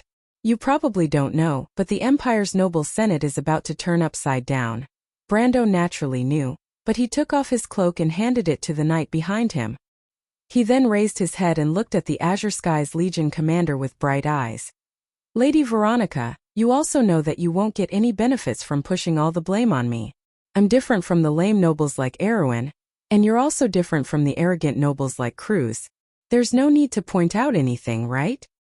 Also, I helped you capture Andesha, but His Majesty didn't give me any rewards. Brando added.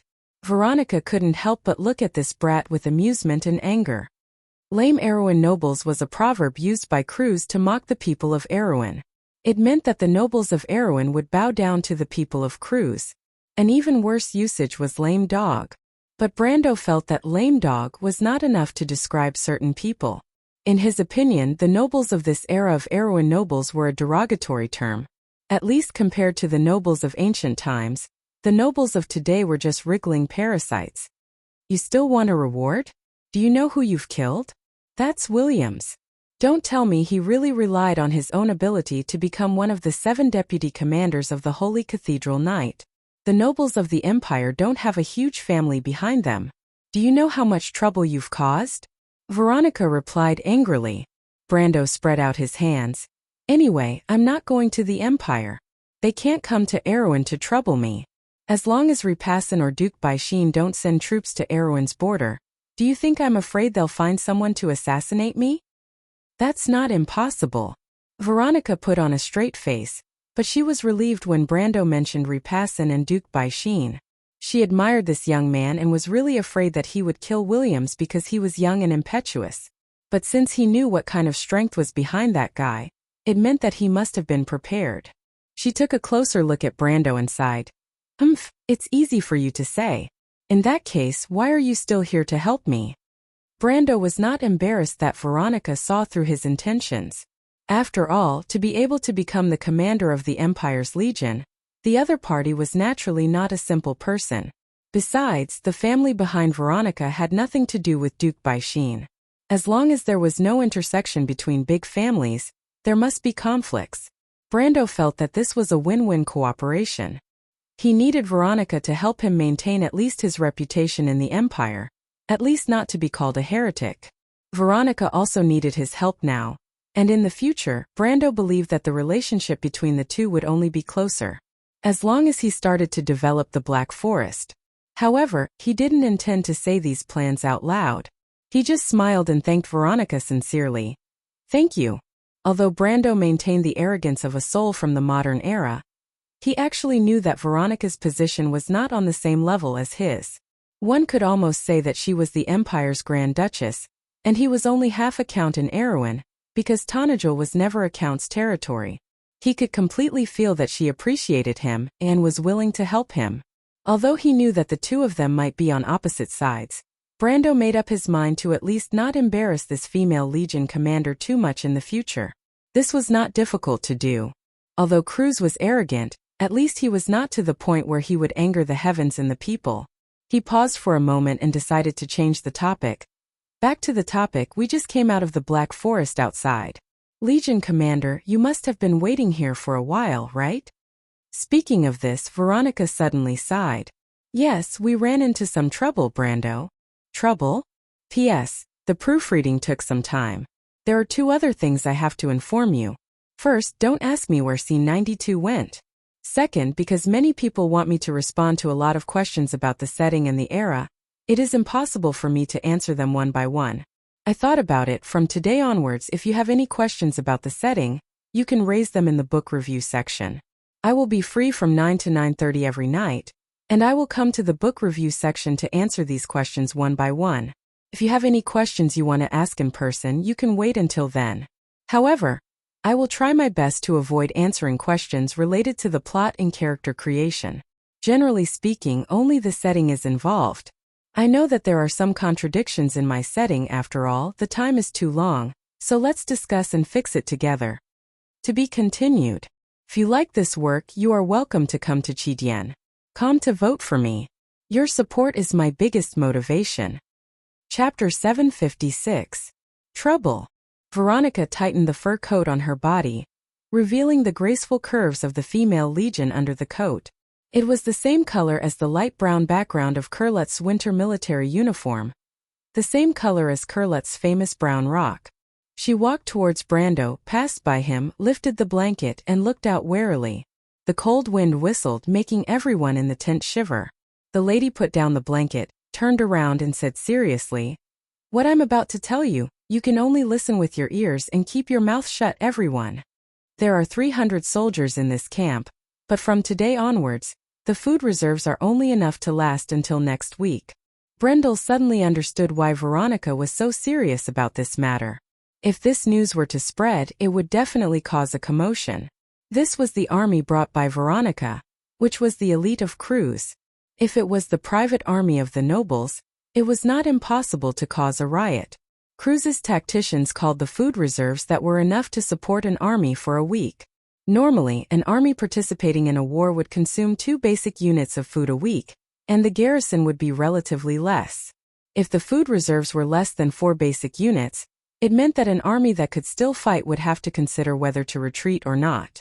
If the food reserves were less than 2 units, it would only happen if they were in a desperate situation. If an army with less than 1 unit did not riot, it meant that the commander had suppressed the news very well, or that the army was very elite, or both. However, Veronica had participated in the last Holy War, and was a well-known general of Cruz. With the title of Goddess of War, she would never make a low-level mistake in this kind of issue. Brendel seemed to have immediately guessed why the Kurlet's people were facing the current predicament, and he asked with some understanding, Is part of your food missing? How do you know? Veronica suddenly turned her head, and her originally frowned brows relaxed, but immediately frowned again. Do you know something, Brando? She asked suspiciously. Don't you know what lives in this snowfield? Didn't I ask Alaz to remind you? Brando was equally confused. This snowy plain was the lair of that damned frost wurm, and this little one just so happened to be a famous glutton.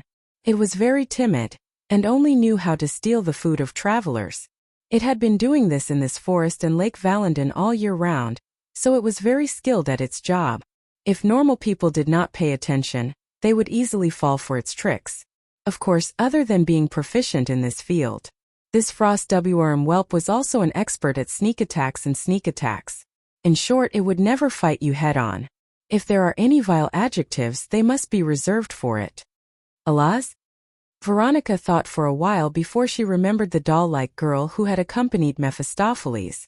But the only impression she had was that she always had a sour expression on her face. She did not understand why Brendel would let a little girl pass such an important message to her. Veronica looked at Mephistopheles.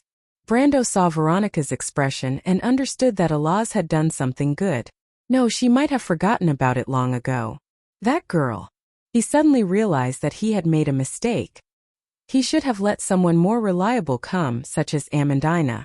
Brando could only tell her about the rumor about the dragon on the lakeside road. Veronica walked back to her seat, glanced at the parchment map, and threw the hair pelt in her hand on the table. The table was actually made up of a few boxes. You mean the one who stole our food is that dragon whelp? But that's nearly 2 months' worth of food for 300 people, 3 whole carriages. Dragons always have some mysterious spells. If it wants to hide its tracks, it's not difficult to not be discovered by you. Brando was also a little helpless. If a dragon wanted to steal your things, it would be really difficult to deal with. It's really surprising that dragons would use their noble spells to steal.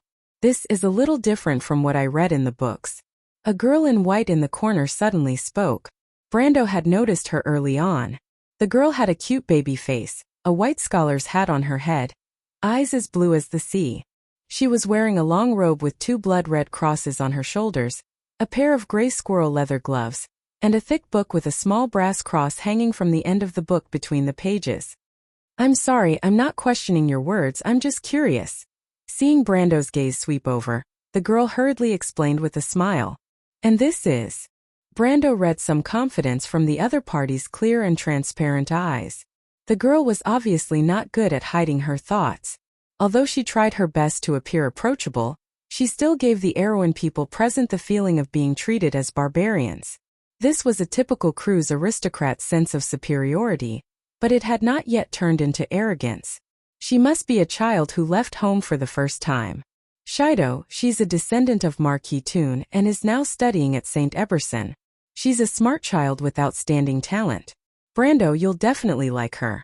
A wizard from the Mithril Society also took a fancy to her talent and hoped that she could enter the White Tower for further studies. Veronica did not reprimand the girl for interrupting, but looked at the other party with gratified eyes as she introduced, not hiding her affection. St. Eberson Academy? Buga people? Brando's heart sunk. It was indeed a great talent to be chosen by the Silver Folk. Of course there was also enough luck. He asked, Marquis Toon? Is it the Conqueror Toon who crossed the sea on a dragon-headed warship and conquered Chevilian? It's my ancestor. The girl's eyes lit up slightly. She probably did not expect that there would be someone in Erewhon who could tell the origin of her family, especially the legend of her ancestor conquering the Chevilian area. She had always yearned for it and was also the pride of her family. You're treating Erewhon as an uncivilized area. Brando saw the look in Shido's eyes and knew what she was thinking. He glanced at the other party's attire. The cross on the white shirt was a typical Blood Cross emblem. The Blood Cross was a prestigious scholars' organization in Cruz. Its status was a bit similar to Erewhon's Royal School of Geography, but the Blood Cross did not have such a young member. He must be an honorary apprentice in name. Then who is this? Brando looked at the corner of the tent. He had already noticed the man who had been quiet and had not spoken. The other party was wearing a coat sewn with mink, and under the coat was a military uniform, But there was no family emblem on the silver breastplate, only an eagle emblem. This kind of attire looked a bit like a mercenary, but the plaid trousers, brand new deerskin boots, and the gem on the hilt of his sword proved that the other party's identity must be extraordinary. This was a man who could keep his composure. As soon as Brando walked into the tent, he saw him and Shido standing behind Veronica together. But unlike the frivolous curiosity of the other young scholar, this older young man had not spoken, but looked at them with sharp eyes in the dark. His silence made Brando feel a soldier's reticence. But until this moment, Leneret Aurelius. Before Veronica could speak, the young man answered in a cold tone, as if he could be proud of this surname. After he answered, he closed his mouth and resumed his previous silence. So it's you. When Brando heard the name, he thought that the other party could indeed be proud of this surname, because it once belonged to a man with the name of an eagle, and the words associated with it were the Empire and the supreme power, His Majesty the Emperor. But at this moment, Brando could not help but think of Lorena and Philas strangely, for no other reason than that the other party was the victim who was rashly killed in Philas' dream, the eldest grandson of Emperor Grantity the Great, and also the future His Majesty the Emperor. Brando also did not expect that the future legend would appear in front of him, and so young at that, he could not help but take another look at the other party. As if noticing his look, Veronica's face showed a smile of amusement. Now I don't need to introduce you, little guy. Brando smiled bitterly. Of course there was no need for that. The nobles of Cruz had an ancient practice of sending their children out to gain experience, but this tradition was no longer followed by most families, because too many outstanding descendants died in the experience because of assassinations and accidents. But the royal family of Cruz was really bold. Dragons are high and mighty in the eyes of us mortals, but they also have many eccentricities. For example, they have an almost paranoid greed for wealth. As far as I know, this time we are facing a timid young dragon. It chose to act sneakily, not because of the dragon's nature, but because of its personality. Brando continued. A timid dragon, huh? Interesting. Teacher was right, you can only see this complicated world clearly when you go out of the door, Shido praised with some surprise. Don't underestimate it because it's timid. No matter what, dragons are terrible opponents. Even if it's just a young dragon, even the most cowardly person would dare to easily crush an ant to death. Brendel warned. You're right. Shido nodded politely at him. This little guy. Brando was a little speechless. Veronica, however, heard the hidden meaning in his words, narrowed her eyes and asked, Brando, you mean you can find it? I don't have the ability to track a dragon. That's the job of the elven dragon hunters in Essetok. But I happen to know where it's hiding. Brando smiled slightly. You know where it's hiding? Veronica's green eyes lit up. She turned her head and couldn't help but praise. You really didn't let me down, little guy. It seems like nothing can stop you. You flatter me, I was just lucky. Don't forget, I'm on good terms with Duke Anthony, and Duke Vero isn't against forming an alliance with me. They're the real masters of this place. This young dragon has been living in this area for quite some time, and the locals can't be ignorant of it, Brendel replied humbly. However, Veronica seemed to be really troubled by this matter. She still looked at Brando with appreciation. Brando, you make me regret. I mean, at your age, Sai, if only you were willing to join the Cruz Empire, how great would that be? Aren't I standing with the army commander now? The army commander's hospitality was a little overwhelming for Brando, but he couldn't choose to become a Cruz noble anyway. He chuckled and cleverly changed the topic. Humph. Veronica snorted softly, expressing her dissatisfaction with Brando's perfunctory answer. She picked up the map on the table, shook the dust off it and asked, Where is the dragon? It seems that we have to catch it before it uses all our food to fill its stomach. Army commander, are you going to move now? But compared to Veronica's haste, Brando seemed calmer. Veronica looked back at him in confusion. Of course, we can't delay it any longer. I don't know how long this matter can be kept a secret. I've already ordered the food ration to be reduced, but this is only a temporary measure. Sooner or later someone will figure it out. She suddenly stopped and asked, Brando, do you have any other ideas? Brando nodded. Actually, I brought you a message. Message? Good or bad? If it's good news, tell me. If it's bad news, then forget it. There's enough bad news, let's put it aside first. Veronica froze for a moment, then replied with the willfulness of an army commander. She walked behind the table and took her long sword from the shelf. Brando looked at the woman a little helplessly. Before we came here, we found traces of a wreck. Veronica's hand froze. She put down the sword with a click, turned back, her emerald eyes flashing with a glimmer, and looked at Brando strangely. Are you here to bring me good news today, little guy? It seems that the Holy Cathedral of Fire is really worried about this batch of portal fragments.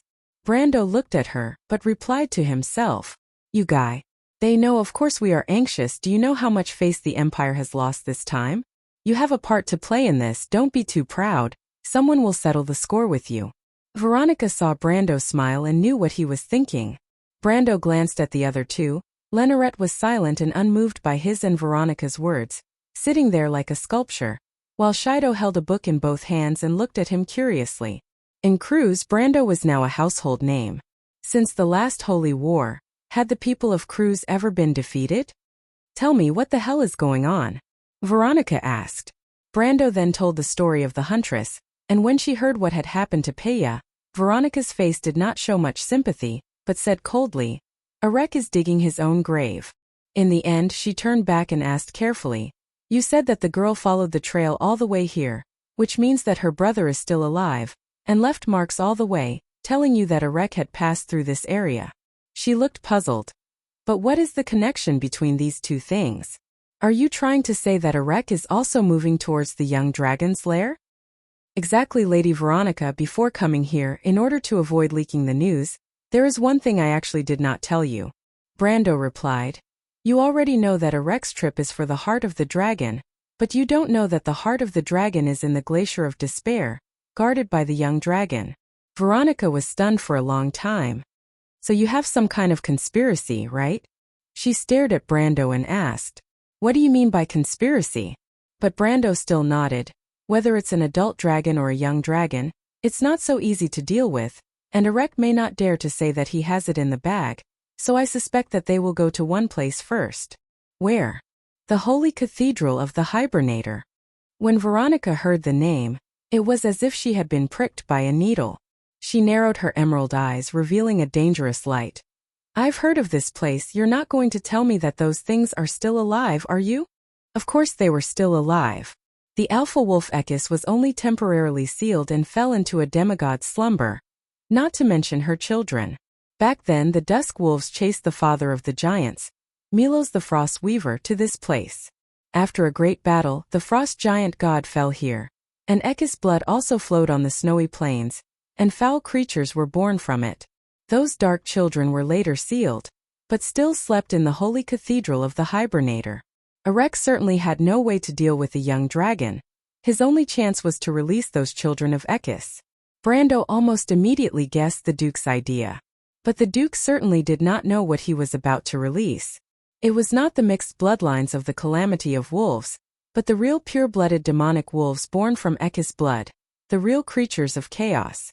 Opening the Holy Cathedral of the Hibernator would also open the path to the team dungeon, at the center of the stained frost forest labyrinth. But fortunately, Brando knew that it was a seal based on time, and unless it was open from the inside, Arek was bound to be disappointed. But he had an idea, and this idea would not only make Arek return empty-handed, but also make him suffer a great loss. This idea, to say that it was a conspiracy, did not seem to be a completely unreliable thing. Seeing the look on his face, Veronica knew that the young man had a well-thought-out plan. However, now was not the time to discuss action plans. She chose to believe in the young man, but she also said, It seems that you have thought about what to do, but I still have a question. What exactly is the heart of the dragon you speak of? I once thought it was the heart of a dragon. Well, Brando was somewhat innocent. I don't know. What? Veronica immediately revealed a murderous look. Lady Veronica, you also know. Brando glanced at the big book in Shido's hand. Much of the knowledge of wizards comes from books, and before you really see it, you rarely know what it is. You don't think that my experience is so rich that I have seen everything, do you? A sly answer. Veronica glared at him. Don't think that I don't know what you are hiding from me. You go rest first, wait for me to gather the others. Brando broke out in a cold sweat under the stare of the Legion commander. He did not expect Veronica to see through his lies. It was just that he did not lie about the origin of the heart of the dragon, but he did not tell the Legion commander that the reason he knew all this was not from books, but from a game with the same name as this world. This was something that could not be explained in the first place, was it not? Brando did not intend to be entangled in this issue. He simply bowed to the female Legion commander, turned around, and prepared to leave with the others. But at this time Shido followed closely behind. Before Brando lifted the felt of the tent, she shouted, "Mr. Brando." Brando turned around. "What? I was just a little curious." "Mr. Brando, you are the most knowledgeable Erewhon person I have ever met. Do you really know the habits of the dragon race?" Shido asked curiously in a low voice. But Brando always felt that there was a hint of suspicion in her pure and innocent eyes. "No, I don't know." He simply shook his head. There were some things that could never be explained to such a prejudiced little girl, especially when the other party was a stubborn scholar, a female scholar. "I've only heard rumors. I also heard that dragons especially like human girls, and would snatch beautiful girls back to their lairs. Did you know that?" Shido's eyes widened. Her blue eyes were like sapphires. She looked at Brando with sparkling eyes. "Mr. Brando, you really know how to joke. I have never heard of this. How smart." Brando thought. The girl hesitated for a moment before asking, "Mr. Brando, I heard that you are a descendant of the Highland Knight? I heard that the people of Cartier still maintain their tradition of marrying stepmothers and daughters-in-law as wives. I heard that after your death, your souls are not purified in flames, but collected and stored in jars and buried on both sides of the road. Is this all true?" Brando looked at this girl strangely. He was stunned for a moment before answering with a straight face. "Yes. Not only that, we also maintain the habit of drinking raw meat and drinking blood. If there is a disagreement, we will draw our swords and kill. Where we come from, women can have many men, and men can have many women. How is it, are you scared?" Shido was stunned. Her face was full of disbelief. The girl just stared at Brando with her mouth open. "Sorry," Brando looked at her and added, "what I said before was a lie. P.S. That's all for today. 6K words. I have to go out in a while. I will come back later to look at the book review section and answer any questions from yesterday. To be continued. If you like this work, you are welcome to come to Chidian.com to vote for me. Your support is my biggest motivation." Chapter 757. The ice and snow were like the tip of a knife, flashing and freezing to the bone. The trees on both sides of the glacier were shaped like ice crystals, standing coldly. The cold wind passed through the woodland, bringing with it the sound of subtle breathing. Freya clasped her hands together and stared at the vast expanse of white glaciers below. There were sparse black dots scattered on the glaciers, and a team of about a few hundred people was moving forward with great difficulty. The scene in her field of vision was faintly discernible, occasionally obscured by the wind and snow. The future goddess of war frowned, her eyebrows covered in snow. She was wearing a thick cloak, which almost completely covered the fur-inlaid armor underneath. She looked like a hunter hiding in the forest. Her field of vision extended outwards. Hundreds of soldiers in the same silver cloak were hiding in the bushes, motionless. From a distance, they were almost the same color as the snow. Maynard looked at the time. The pocket watch was almost creaking due to the low temperature, but the needle was not wrong. She handed the pocket watch to Freya. "Is it them?" "It's them." Freya nodded in confirmation, seeing that those people were almost the same as what Brando had said to her. And there should not be a third force here. We're lucky that their half-baked lord guessed it right. Not far behind Freya, a few Kurlet's nobles were squatting together and discussing in whispers. Under the white cloak was a pale blonde youth who seemed to have overindulged in sex. He was only 21 or 22 years old, but the emblem on his collar proved that he was an official knight. He said so with a mixed expression of disapproval and amusement, which caused a burst of low laughter. Another person laughed and said, "But Lady Veronica actually listened to that guy's slanderous words and gave the little girl full command. It's unbelievable." The others shrugged as well. "Just watch. She doesn't know how to command at all. How can we launch a charge at this distance? This is a glacier terrain, not hills or plains." The blonde youth shook his head. "Broad, I heard that they graduated from the Erewhon Royal Knight Academy. I see. Browder raised his eyebrows.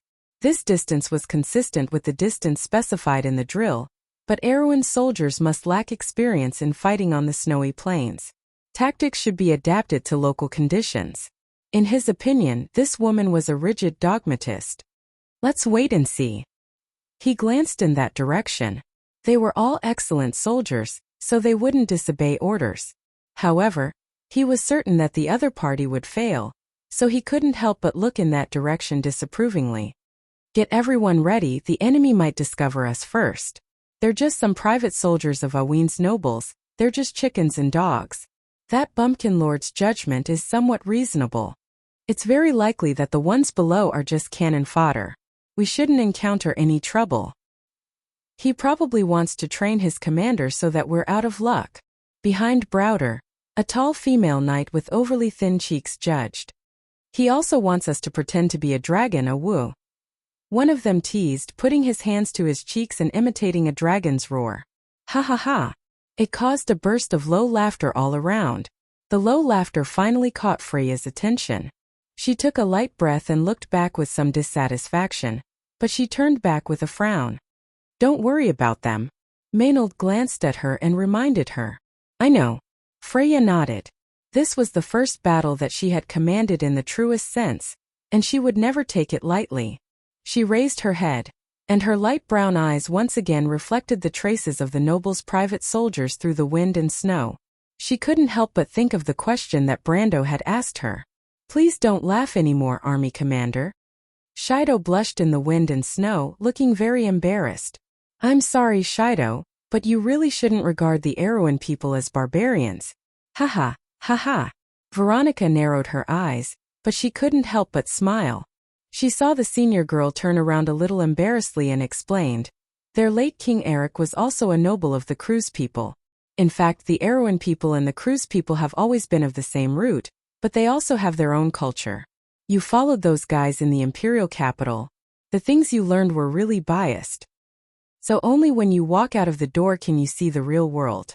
Shido held the book, standing in the pure snow, and glanced in the direction of Brando. Will the Count be angry? No, he's not that petty. Let's go and have a look. He's probably the only one who would recognize that thing in front, answered Veronica, clasping the furs round her neck, and clasping the hilt of her sword in one hand. She approached with a creak. Even you don't recognize it, Army Commander? Shido was a little surprised.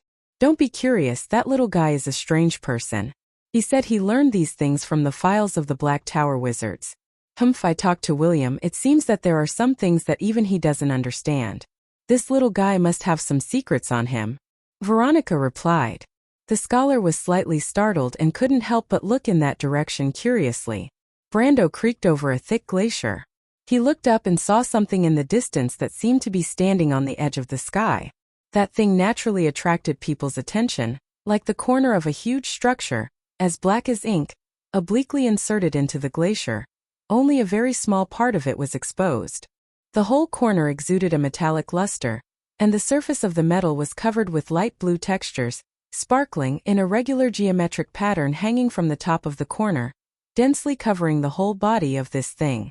From a distance it looked more like a temple sunk into the ground, but as he got closer, Brando felt a very familiar feeling, a bit like the creation of the Hazel people, full of a structure and an industrial style. He looked up and could almost imagine the scene of that thing flying over here. It fell from midair and crashed into the ground. The energy that erupted instantly tore the earth apart, leaving deep marks on the ground. Then, it continued to slide into the distance until it lost all of its kinetic energy. Only then did it slowly stop. What followed was 1,000 years of ice, until today when they discovered it again. He slowly walked through the ravine-like valleys, which were formed thousands of years ago in this collision. The father of the frost giants, Milos, was buried here, and the ice and snow of thousands of years could prove it. He was a little lost. Mr. Brando? Until a voice sounded behind him. He turned around and saw Shido with a serious face. Do you know what this is? She looked up and looked at this great creation with some amazement. You mean that thing? Brando was a little distracted. He glanced at the black square column in the distant sky that seemed to go straight into the clouds, but his mind was not on it. This was not something important, and such scenery could be seen in many places in this glacier. It was like a background to the players, and there was no meaning in its existence. But it was indeed majestic. Brando looked up at the black column and said, "That's the body of Milos." "What?" Shido was stunned and stopped. "That's the body of a god?" Inevitably, the scholar showed a look of suspicion. She was well aware of her beauty, and some people often pretended to be knowledgeable in order to get close to her. She knew when she was in the academy that many of the legends she heard were actually fabricated. She now felt that this count was the same because she felt that he could not look like a scholar, and even if he was, he might not dare to say such a thing. She looked at the huge ruins, and her heart could not accept such an explanation. "You think I'm lying?" Brando looked back and glanced at her, a little amused. At least this scholar had always been interesting to him. "No." Shido hurriedly shook her head. "But as a scholar, I must be responsible for my words." "Have you really confirmed your words, my lord?" "This is still suspicion," Brando thought to himself. He replied, "This is actually not my words. The witch's dark prophecy recorded that in this battle, Milos disintegrated in mid-air, and the wreckage was scattered across the earth. Most of it fell into this glacier, but there was still one that fell into the Sea of the Dead Moon. The Bugas built a city on it called Onais. You should have heard of it, right? The ruins on the Sea of the Dead Moon are. Shido stared at the black building in the sky. "Almost, and in fact both the Bugas and the Black Tower mages have confirmed this. These things we see now are the remains of Milos. In the future, you may have the opportunity to enter the White Tower to study the files of the Silver Mages, and you will come into contact with this precious knowledge, Miss Shido." When Brando said so himself, he also glanced at the Black Tower in the sky. "Thank you," Shido replied softly. "I'm sorry, I shouldn't have doubted your words." "No need to apologize. There is a saying among scholars, doubt is the door to the truth. You should have heard of it, right?" "Ah, you know, Mr. Brando, are you really a scholar?" Shido asked in surprise, holding the book. I've just read the literature in this area. In fact, I'm not really a scholar." "That's a pity." But Brando was a little absent-minded at this moment, thinking about the action on the other side. He heard creaking footsteps coming from behind, and by the sound, he knew it was Veronica.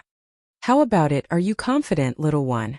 She had obviously heard the conversation between Brando and Shido, but at the moment, like Brando, her attention could not be focused on these legends and myths. Brando did not look back, but just nodded. "Don't worry. Why are you so sure that Erek will really act according to this plan?" Veronica frowned, but it was not that she did not believe in Brando. If she did not believe in Brando, she would not have agreed to Brando's plan. "It's very simple," Brando replied. He looked back. "P.S. I was discussing the plot with my book friends in the group tonight, so I'm going to update this chapter first. I'll make up for it tomorrow. It's miserable. To be continued. If you like this work, you are welcome to come to Chidian.com to vote for me. Your support is my biggest motivation." Chapter 758. Frost Wrm Shita is the gatekeeper of the Holy Cathedral of the Hibernator. I think Erek is also aware of this. Any stranger approaching the Holy Cathedral of the Hibernator will cause a reaction from the gatekeeper, Brando replied. "You're saying that Erek will definitely take advantage of this. I've heard people say that this old fox is cautious and deep. He's used to planning before acting, just like the previous duke." Veronica raised her head, her emerald green eyes flashing with a cold light. Although her hands covered her long hair, her blue hair still fluttered in the sun with the biting north wind. Her gaze passed through the ice field, as if she had already seen the outcome that Brando expected, but she still asked, "Although I agree with this point, how do you plan to confirm it?" Brando saw the snowflakes rolled up by the wind, floating on the glacier like a layer of powder. At this time in his field of vision, a few shadowy figures suddenly appeared behind the snow and wind. He replied, "We'll know soon." The figures that emerged from behind the ice fog were Babasha and her party. The old witch's body was stooped, and the ice wind was tugging at the corner of her shabby robe. Her silver hair was like a ghost baring its fangs and brandishing its claws. She limped to Brando's side and said with deep awe, "Dear Lord, it's ready." She held the crystal ball with trembling hands and raised it to Brando. Veronica frowned when she saw this scene. She didn't like witches. Brando glanced at the few people behind Babasha. In addition to the girl wearing wooden shoes and standing there with her toes together holding a honey jar, there were two important figures, the inherited witch of the Moon of Swords, Slaughter, Krull, and the inherited witch of the Moon of Cups, Envy, Anwei. These two were important figures. Their status in the witch kingdom of Bunasan was far more respected than Babasha. Krull was a tall woman with a graceful body wrapped in a gray witch robe. She wore a hood. Her skin was as white as snow, her eyebrows were as thin as needles, her cheeks were prominent, and her expression was cold, giving people a feeling of indifference. Anwei, on the other hand, was like a woman in her 40s. She wore a thick fur robe, and her figure wrapped in the robe could be seen even through a thick layer of wool. The little woman's face was full of smiles, but it could not hide the shrewdness in her eyes. They said that they had come to seek refuge with Brando, but the latter realized that the attitude of the two was far less respectful than Babasha. This kind of seeking refuge was not so much a submission as an inspection. The inheritance of the Dark Dragon was divided into 7 parts, and he was not the only one. However, Brando didn't care. He was confident that he could make these unlikable fellows work for him. Brendel took the crystal ball, and a circular image immediately appeared on it. He saw that behind the snowstorm, there was a vast expanse of snow that stretched as far as the eye could see. He let his vision continue to move to the north, and the image immediately showed crisscrossing glacial gullies that looked like they were cut by swords. A crystal-like forest grew in the middle, and then there was a flat tundra. The wind blew across the ice, and the snow formed ribbons that rolled forward. Shido and Veronica, as well as a few Kurletzian nobles who followed from behind, watched this scene attentively.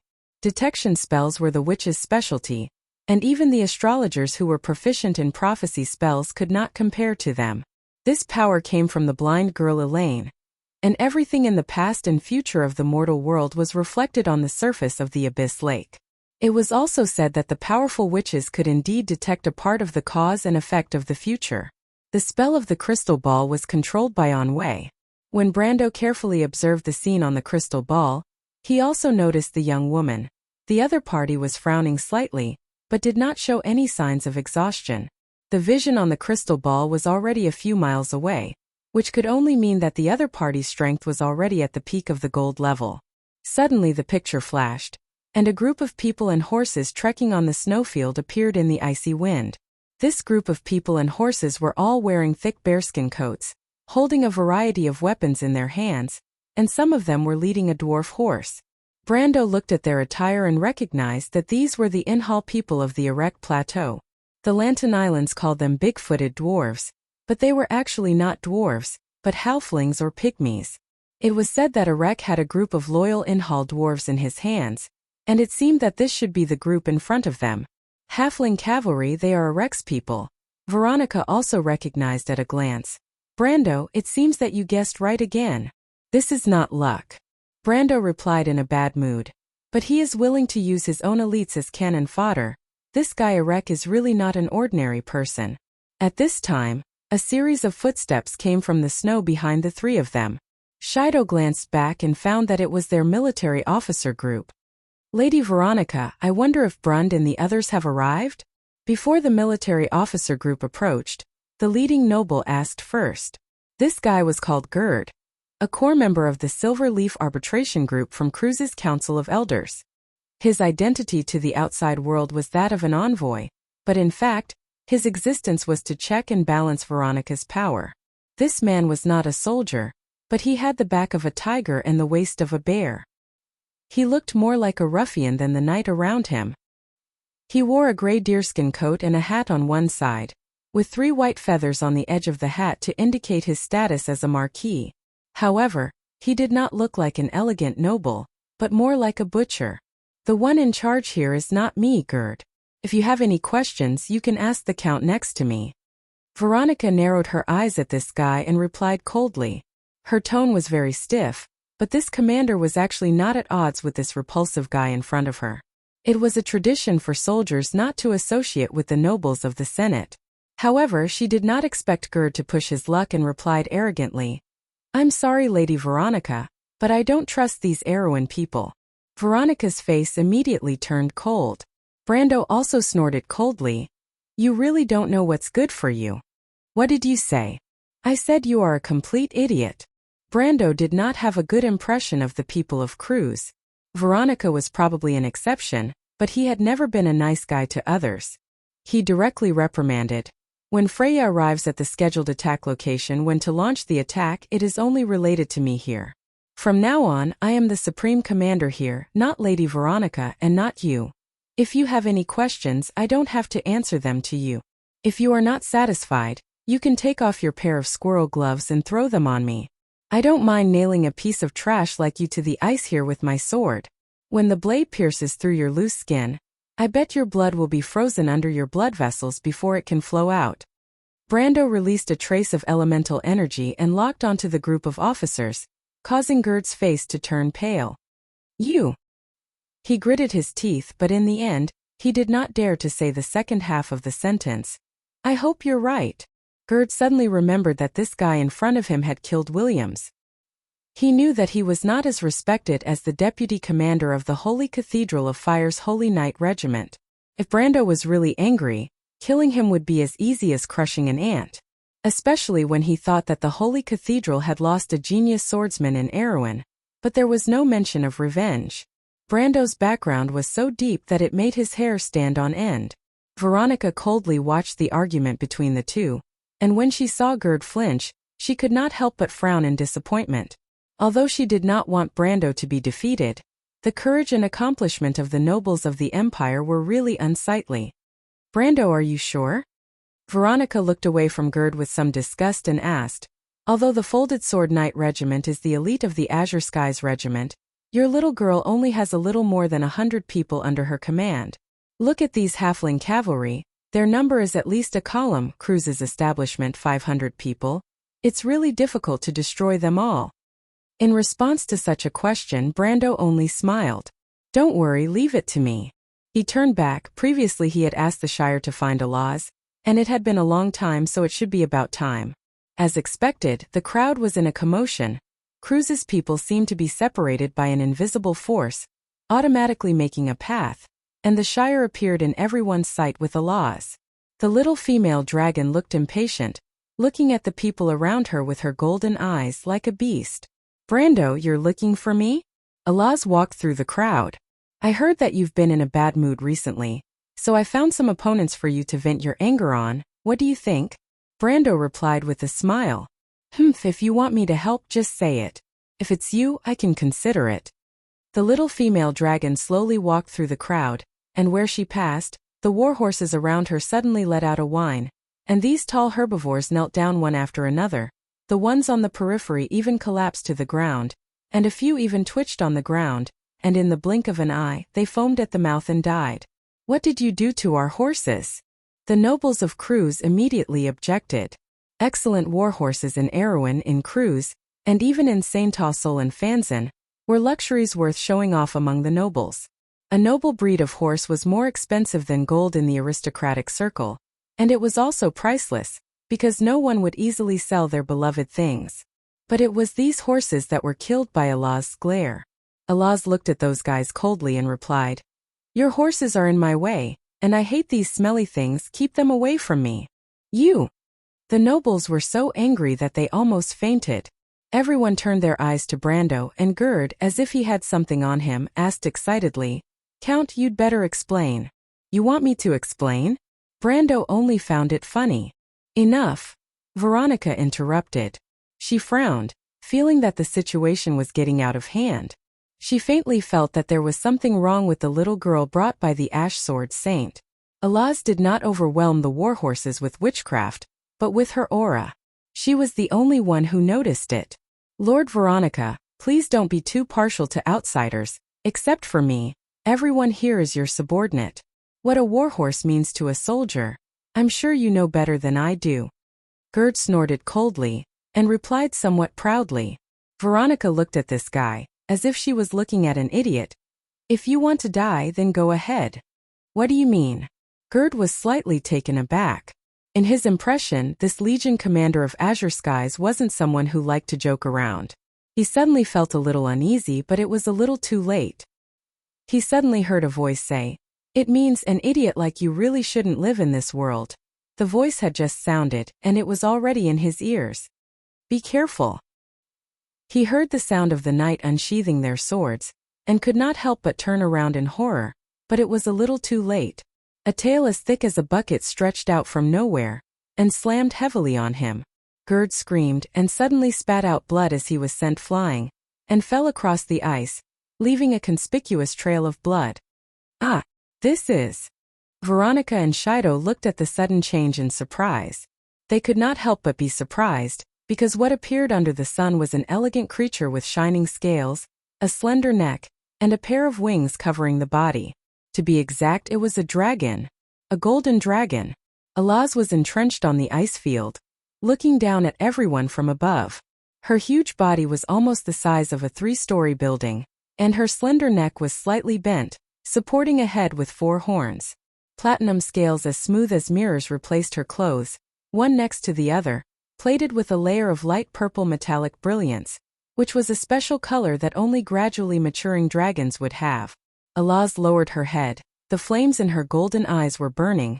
She looked at everyone present, and everyone was shouting in their hearts, "Martha above a dragon! We have lived with a dragon for so long." And Gerd, who was struggling to get up from the ground, was even more desperate.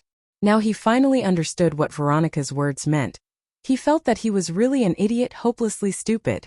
He wanted to beg for mercy, but a terrible psychological shock had spread in everyone's hearts.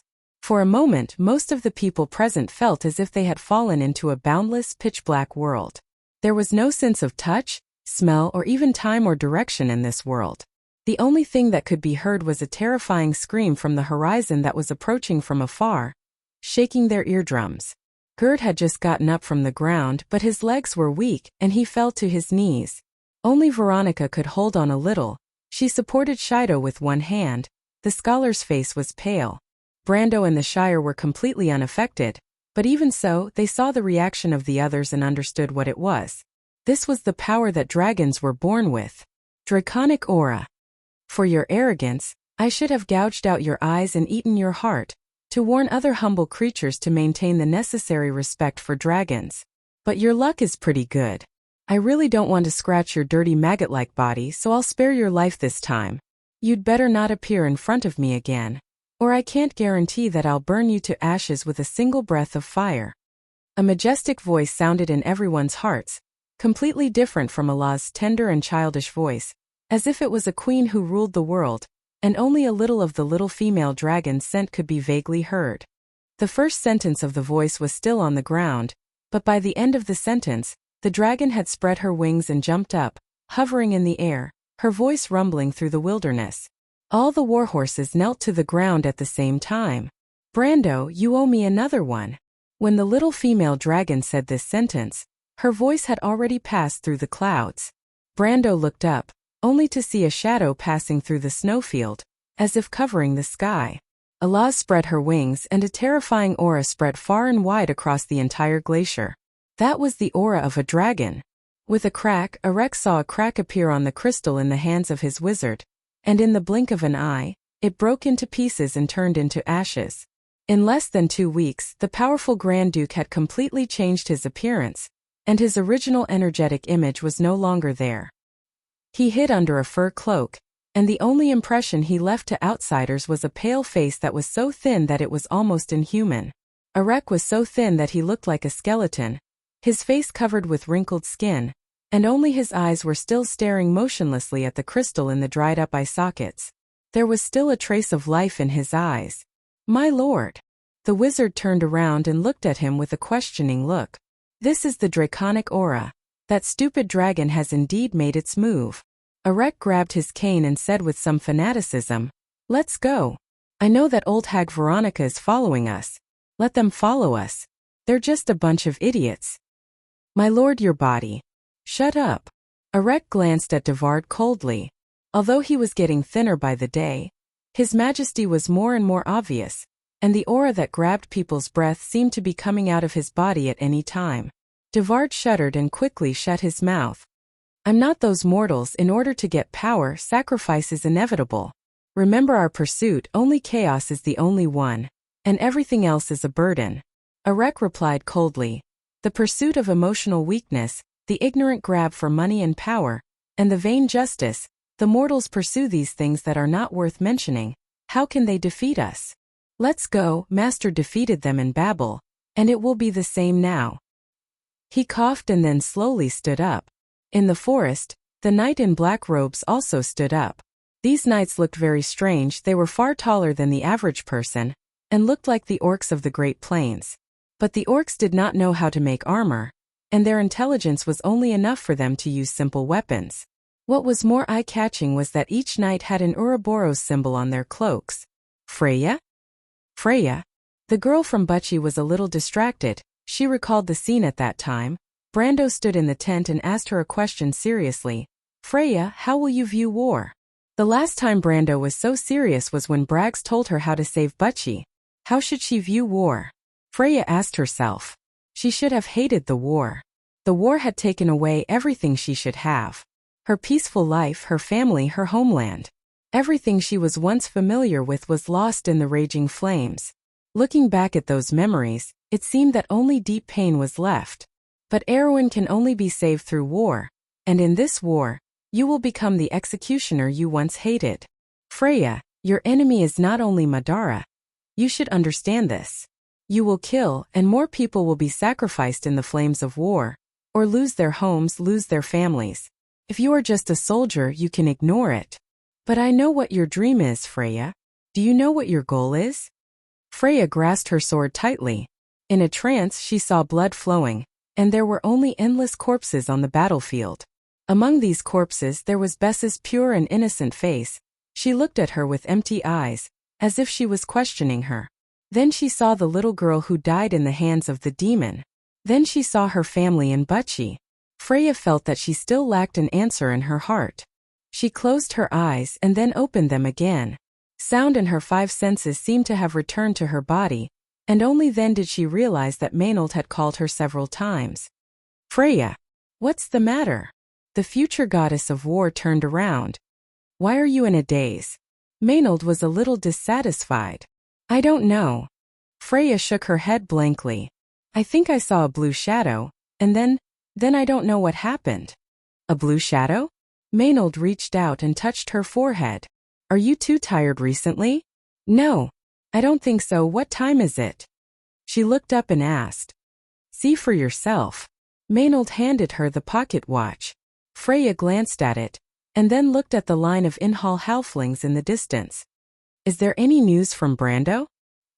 He has confirmed with Medisha that he is the one we are looking for. Then, Miss Alaz is already on her way. I understand.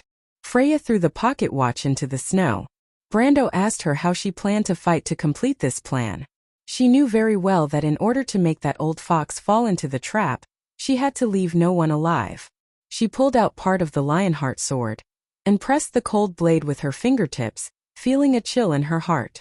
She was no longer the little girl. She understood what it meant to be a knight, and what it meant to be a soldier. Although she did not have a clear answer in her heart, at least she understood that killing could not bring peace, but at least it could solve conflicts. So her answer was simple, only one sentence. I understand, Brando. When she looked at Brendel, there was no hesitation in her eyes, because her last trace of hesitation had already been buried together with Bess and Ampere Seal. She pulled out the entire Lionheart sword, and the blade flashed coldly. Everyone saw the temporary commander move and reacted. One by one they stood up.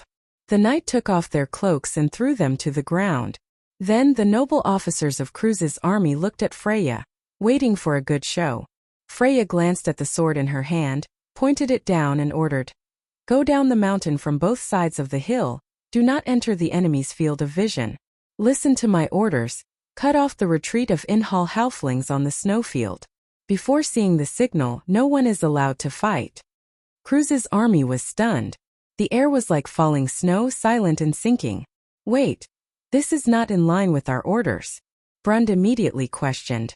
Commander, are you planning to wait? If those halfling cavalry enter the holy cathedral of the Hibernator, It will really attract that damn thief. Commander, please allow me to doubt your motives. I can understand your doubts. Freya glanced at Maynard beside her. She calmed her breathing in her heart and replied, but we are not the main attackers. Not us. Then who could it be? Freya looked up at the sky. Her gaze crossed the crystal-like treetops of the pine forest. The quiet cruise officers noticed her behavior and also raised their heads. The clouds in the sky seemed to have a slight movement. The forest, which was full of all kinds of sounds before, quieted down for a moment, as if an invisible hand was strangling their throats. Then the clouds suddenly gathered together and separated, and a huge shadow roared out from the clouds. Brun stared at the scene with his mouth wide open, and seemed to feel that his throat was making a hissing sound. The crew's knights stood in the forest as if they had grown roots under their feet, like a group of stone statues. Their souls were experiencing a tsunami. This was not an illusion. The draconic aura descended from mid-air, and a terrible scream sounded from everyone's souls. Only Freya had seen such a scene before. On the battlefield of Ampere Seal, dark clouds covered the sun that day, and a ray of gold descended from above the clouds, bringing the final victory of the war. She turned her head. Medisha. Sister Freya, I'm here. The silver fairy princess lifted her cloak and asked loudly, do you want to summon? Freya turned her head. The halflings on the ice field had already discovered the dragon in the sky. Men and horses panicked together and fell into a ball. Those who were a little smarter had already begun to flee. Freya turned her head again and nodded to Medisha. Knight of Fran, listen to my horn. Medisha intertwined silver threads in her hand, weaving a silver horn. She immediately blew the horn and chanted loudly. The sky-blue flag of the plains of Malald flutters like the sea. The spears of the Fran people gleam coldly. Knight, listen to the long sound of my horn. The ancient spirits are summoning the courage in your hearts. Knight, mount with me and get ready. The voice of the silver elf was melodious like a song from ancient times. The crew's knights heard the spell and looked at each other. They did not know what Medisha was summoning, but Brund was the first to react. Oh my God, this is the Silver King's Knight Legion. As soon as he finished speaking, Medisha had already puffed up her cheeks and blew the horn for the second time. The horn sounded melodiously, and a laws also swept over the forest at this moment. The wind pressure swept over the canopy and swooped over the distant ice field. But when the knight looked back, they were extremely surprised to see a glowing white light and heavily armored warhorses in the forest. These warhorses that seemed to come from the heavens converged into a silver tide, and came to their side in the blink of an eye. A unicorn came to Medisha's side and affectionately rubbed the little princess' cheeks. Medisha touched its long horn and mounted the horse. Freya was the second to mount her horse. Her warhorse was taller than the others, and its hooves were burning with silver flames. This was the legendary mount of the Silver King, the Holy Spirit. Everyone get on your horses, Freya ordered. Remember your task. She looked back at the planes and sighed slightly. They have messaging crystals on them. Don't give them any chance. Don't leave any prisoners. Kill everyone. When this order was given, Maynard looked back at the girl from the countryside of Butchie. Freya frowned, but her eyes were still firm. Kua used to be Arek's most trusted confidant. The halfling with his small head and large ears knew very well how he earned Arek's trust. It was not because of his outstanding abilities but because of his loyalty. His father, an equally proud halfling, also served the previous Duke Arek. Their family had such a tradition of loyalty, and this was what Kua was most proud of. But this time he knew that he could get through the previous difficulties, but this time it might be his last time on the battlefield. He tightened his bearskin robe, still thinking about the task given to him by the Duke to challenge a dragon. Warriors were supposed to die on the battlefield, and this was a rare honor for Kua. The Onhor people were the most tenacious people in the Highlands, and they were the most valiant warriors. Today they challenged a dragon, and their courage would be engraved on the stone pedestals of their hometown. But the cold wind was so cold that it almost lifted their robes. The cold cut their bodies like knives, and these halflings, who were used to the dry and cold climate of the Highlands, could not bear it. Kua had a bad premonition since this morning. The elders of his family often said that if the day did not start well, then everything would not go well. He broke his own water bottle in the morning, which was an extremely unsettling bad omen. The team moved forward with difficulty on the ice field, and for the whole morning, they had not traveled more than a few miles. Wu frowned. He was the most experienced warrior in his family, and he had been listening to the sound transmitted by the wind. Suddenly he heard a strange sound. It was like thunder passing through the clouds, but it was not so obvious, but it was still rumbling. This low-frequency rumbling soon became clear. Kuwu turned his head and stared at the sky with some fanaticism. He finally recognized that this was the sound of something flying in the sky, and it must be a huge monster. If they really attracted the dragon, then they would die here, and their blood would be honorable. In just a moment, the huge shadow that they were looking forward to appeared on the horizon. It split the clouds, tore the sky, and jumped into Kuwa's field of vision in an instant. At that moment, all the Onhor halflings discovered the enemy and screamed. Among them, the timid ones were already scared out of their wits and began to flee in panic. But Kuwa could forgive them. After all, when he first heard about this task, he was also stunned like them. He remembered how he was at that time and felt a little embarrassed. How could he be considered a qualified warrior? He took out Gao Yuan's strong liquor from his bosom, tilted his head back, and poured it down his throat. There was a burning sensation, and then he wiped his mouth and revealed a fanatical smile. It was enough. He never expected his men to deal with the dragon. That was an impossible task. But at least they had completed their mission, and that was enough.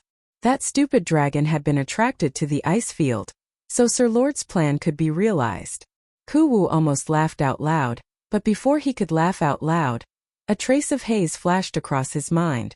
He saw the dragon's shining golden scales. It was a gold dragon. This is impossible. Kuwa's eyes widened and his face became pale. His big ears almost stood up. It was another dragon. There were 2 dragons in this ice field. No, he could not help but look around in panic. He still had a glimmer of hope in his heart. He hoped that Duke Arek's information was wrong. Perhaps it was a gold dragon that lived here, and not a frost dragon. Although this idea was very disrespectful, the halfling leader did not care so much at this moment. On the horse, an even stranger sound shattered all his delusions. It was a sound that was even more distant than a dragon's scream. It sounded as if it came from the horizon, and it lasted for a long time. In Kuwa's life, he had only heard such a sound once. That was when he went to the Holy War with Arek, and the Fanzan Legion's horn sounded. It's an ambush. Kuwa immediately understood what had happened. They had been set up. He trembled and took out the communication crystal, but it did not respond. No, it's a law barrier. He was almost moaning. The enemy was obviously well prepared. He immediately grabbed his weapon and screamed, "Quick, run out of this area. Spread out and spread the message." He looked up, and his green pupils reflected the gold dragon's figure that was getting bigger and bigger. The shadow seemed to represent despair. A golden flame fell from the sky. P.S. 9K chapters. I won't divide them into chapters.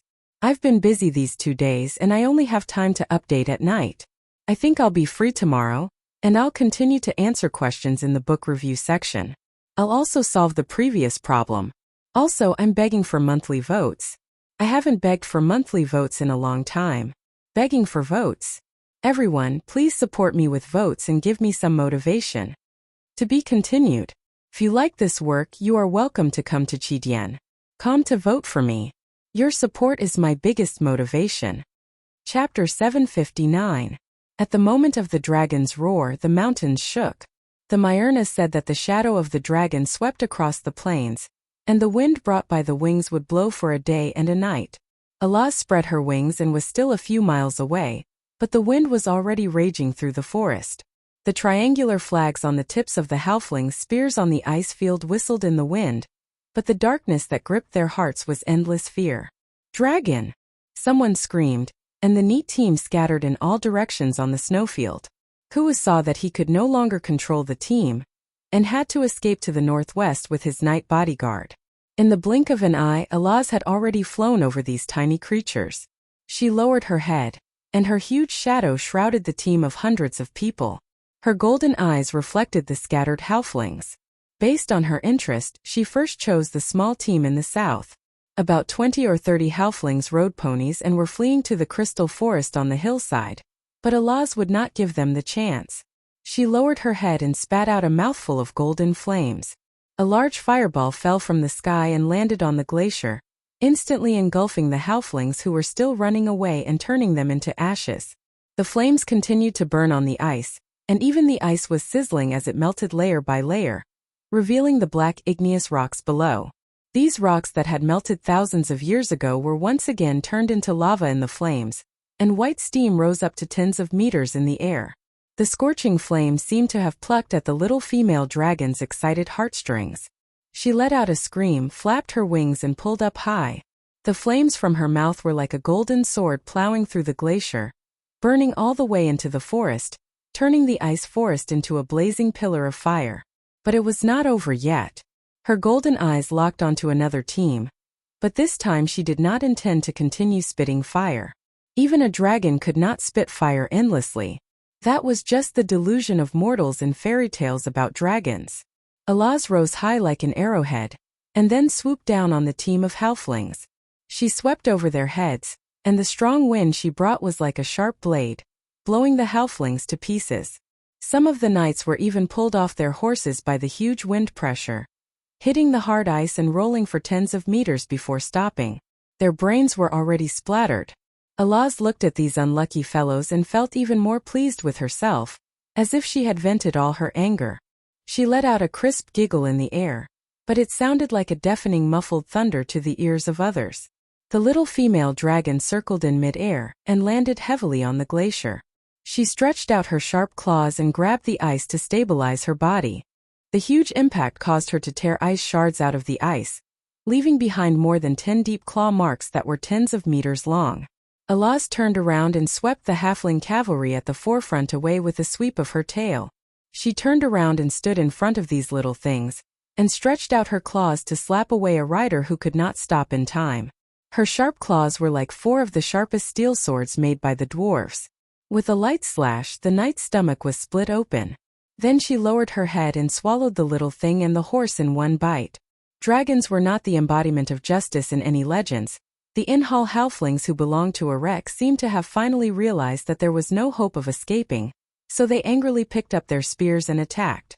Although they were as weak as children in front of the dragon, these halflings were not good men and women. They were first and foremost Erek's private soldiers, veterans who had been on the battlefield and killed people. Both soldiers and civilians had died in their hands.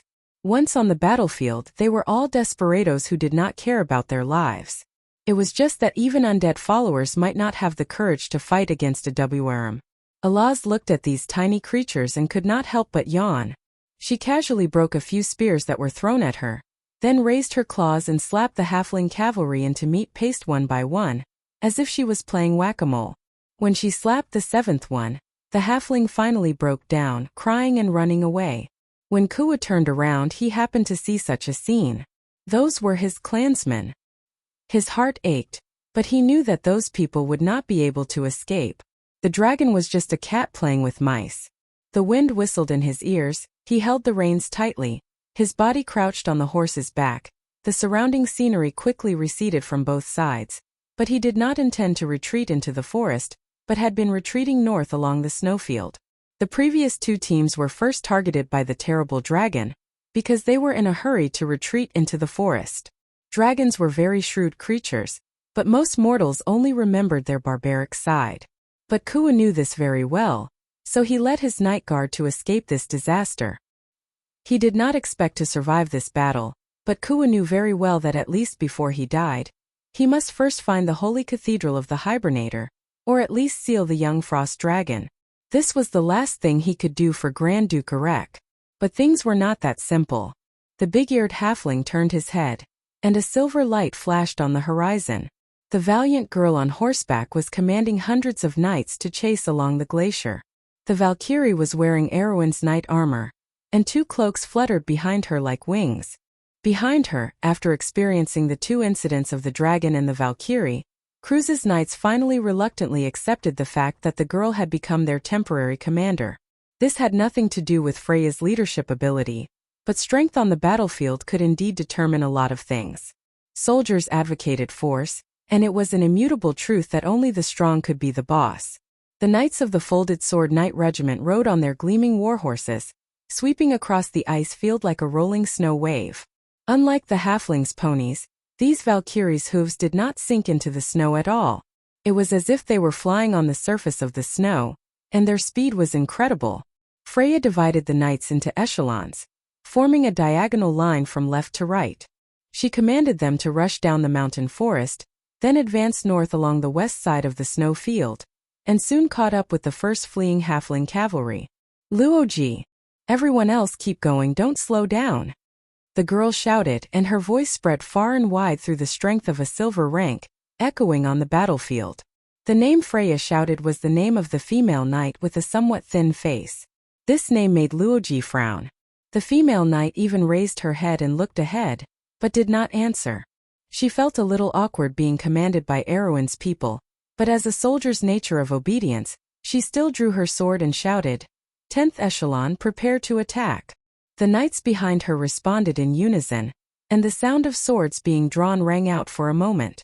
The Kurlutzian knights raised their long swords high, and the bright blade refracted a continuous undulating line of flashing light on the snowfield.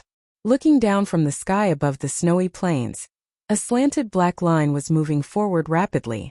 It swallowed up a scattered group of fleeing soldiers and swallowed them into the left wing. The 10th echelon composed of Cruz's knights slowed down, but the other 9 echelons continued to move forward.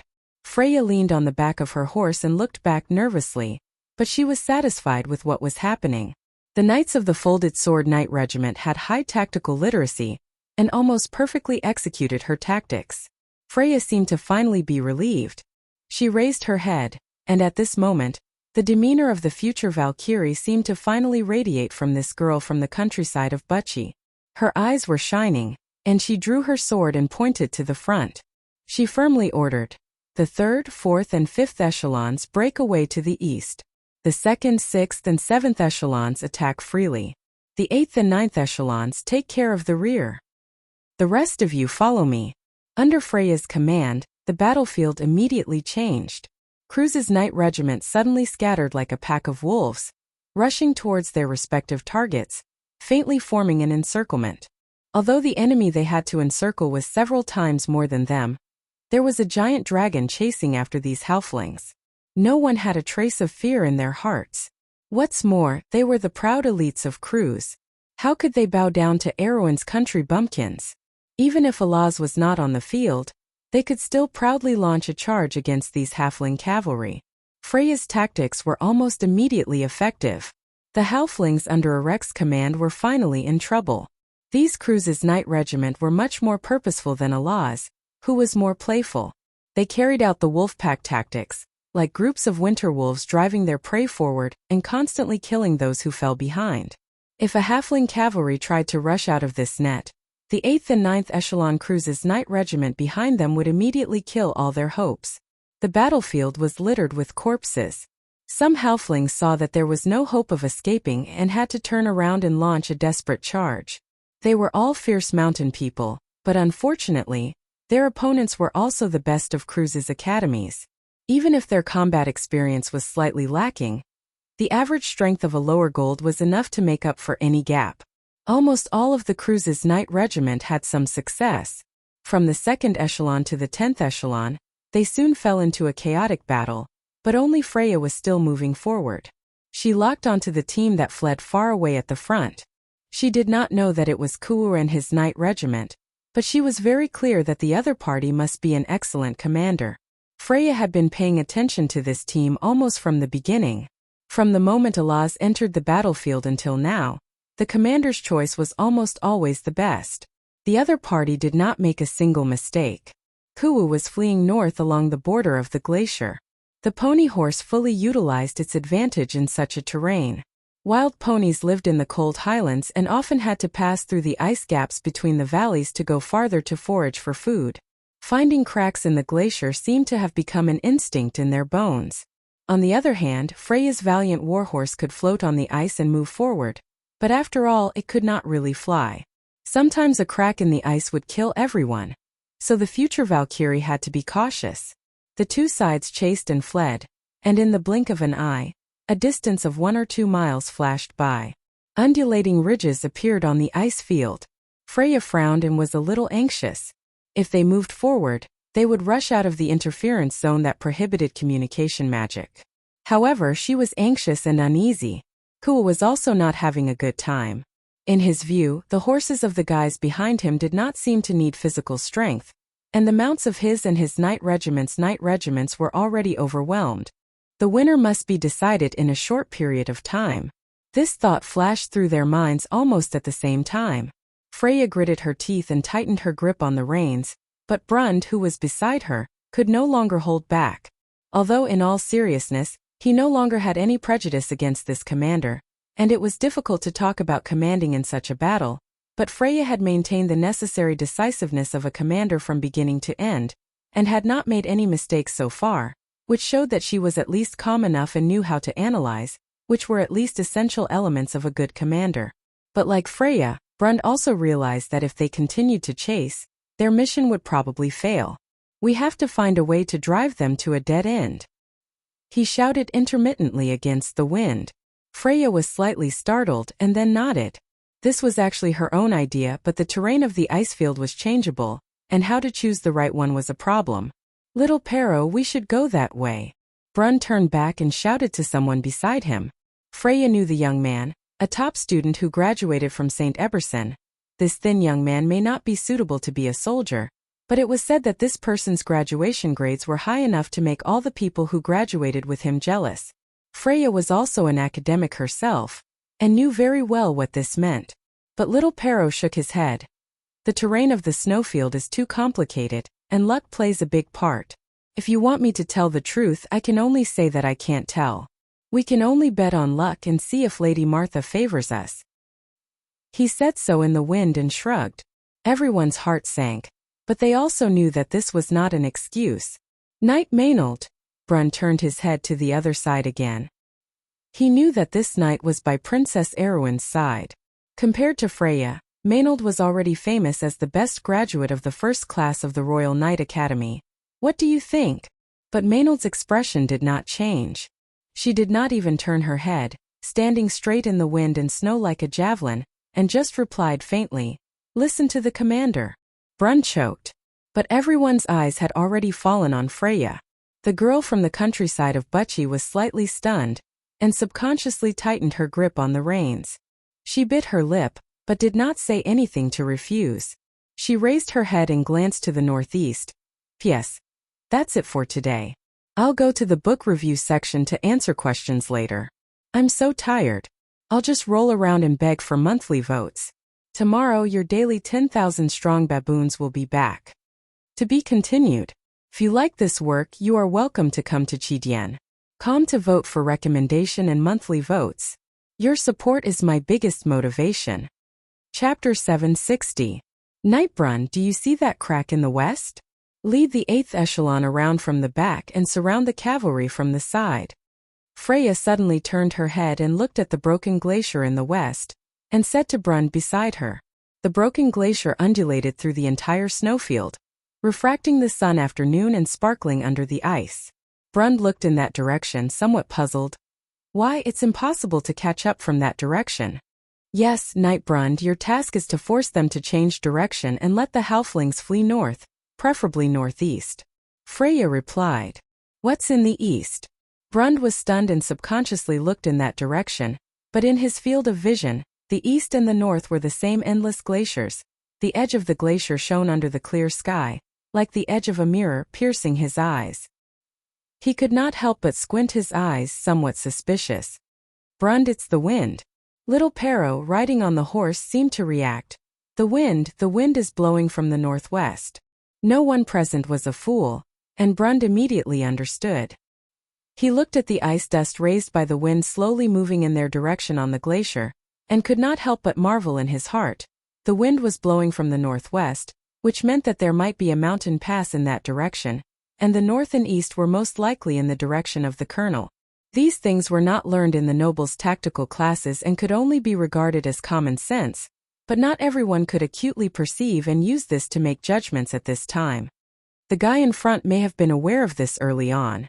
I don't think the other commander chose to flee in this direction to leave his fate to Lady Martha, little Pero further analyzed.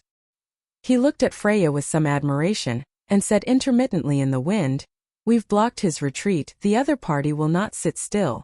Lady Freya, you want to force them to turn back and fight us to the death, don't you?"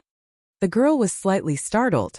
She did not think that far ahead, but she had a faint intuition that the other party might turn back if she did so. But as a commander, she had at least learned how to maintain her dignity and nodded gently. "I understand." Brun nodded excitedly. No one was willing to listen to the command of a good-for-nothing, especially for them. Mediocrity was unbearable, but at the thought of ushering in a perfect victory soon, these young people from Cruz could not help but get excited. Seriously speaking, this was their first battle. On the entire glacier, Cruz's knight and Allah's formed a perfect suppression of the halflings. Arek's Enhor cavalry had almost no room for resistance and were strangled on the ice. Blood flowed from the corpses of the halfling cavalry, and instantly froze into a pool of red ice. The 10th echelon led by Luoji and the other 7 echelons were in the final battle, and on the final battlefield the battle was about to come to an end. Kuwu saw a cavalry with a swallow-tailed flag separating from the pursuers behind and entering the shadow of the broken glacier. He understood the opponent's commander's plan. He was actually waiting for this opportunity.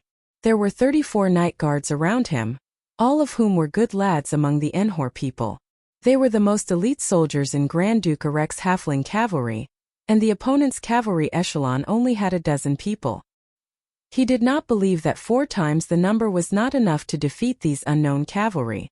The halfling knight could not help but sneer when he saw that the enemy commander still dared to divide her forces. In his opinion, Freya had made the right choice, but in a sense it was also a mistake. The enemy was too arrogant, or rather, their frantic escape at the beginning had successfully created an illusion, causing the enemy to think that they were weak and could be bullied. Kuwu was very satisfied with the situation he had created, but he was not in a hurry to order his men to turn around. These halfling night guards who were willing to fight side by side with him, and did not scatter, were all his most trusted subordinates. Good steel should be used on the blade. Kuwu was waiting for Brun's cavalry to be far enough away from Freya. He cunningly pretended to continue to flee, and as Freya wished, he readjusted his direction to the north. It seemed that the Cruz knight was fooled. He saw Brun's cavalry bypassing the broken glacier, and finally understood that he had been waiting for a golden opportunity. In fact, he knew very well that at this moment, the halfling cavalry's ponies were almost reaching their physical limits, and could only support one more charge at most, but that was enough. Kuwu whistled, and the halfling cavalry accompanying him turned a corner on the ice field, facing Freya and her first echelon. "They're here." Seeing the scene in front of him, little Pero's voice rang out. Freya saw the halfling cavalry turn their horses around and could not help but breathe a sigh of relief. The opponent only needed to run a short distance forward to reach the limit of the interference magic, but fortunately, it seemed that Lady Martha was still on their side. She raised her long sword high. "Prepare for battle." The knight let out a restless cry and raised the shields in their hands. The halfling cavalry was one of Wone's most unique cavalry.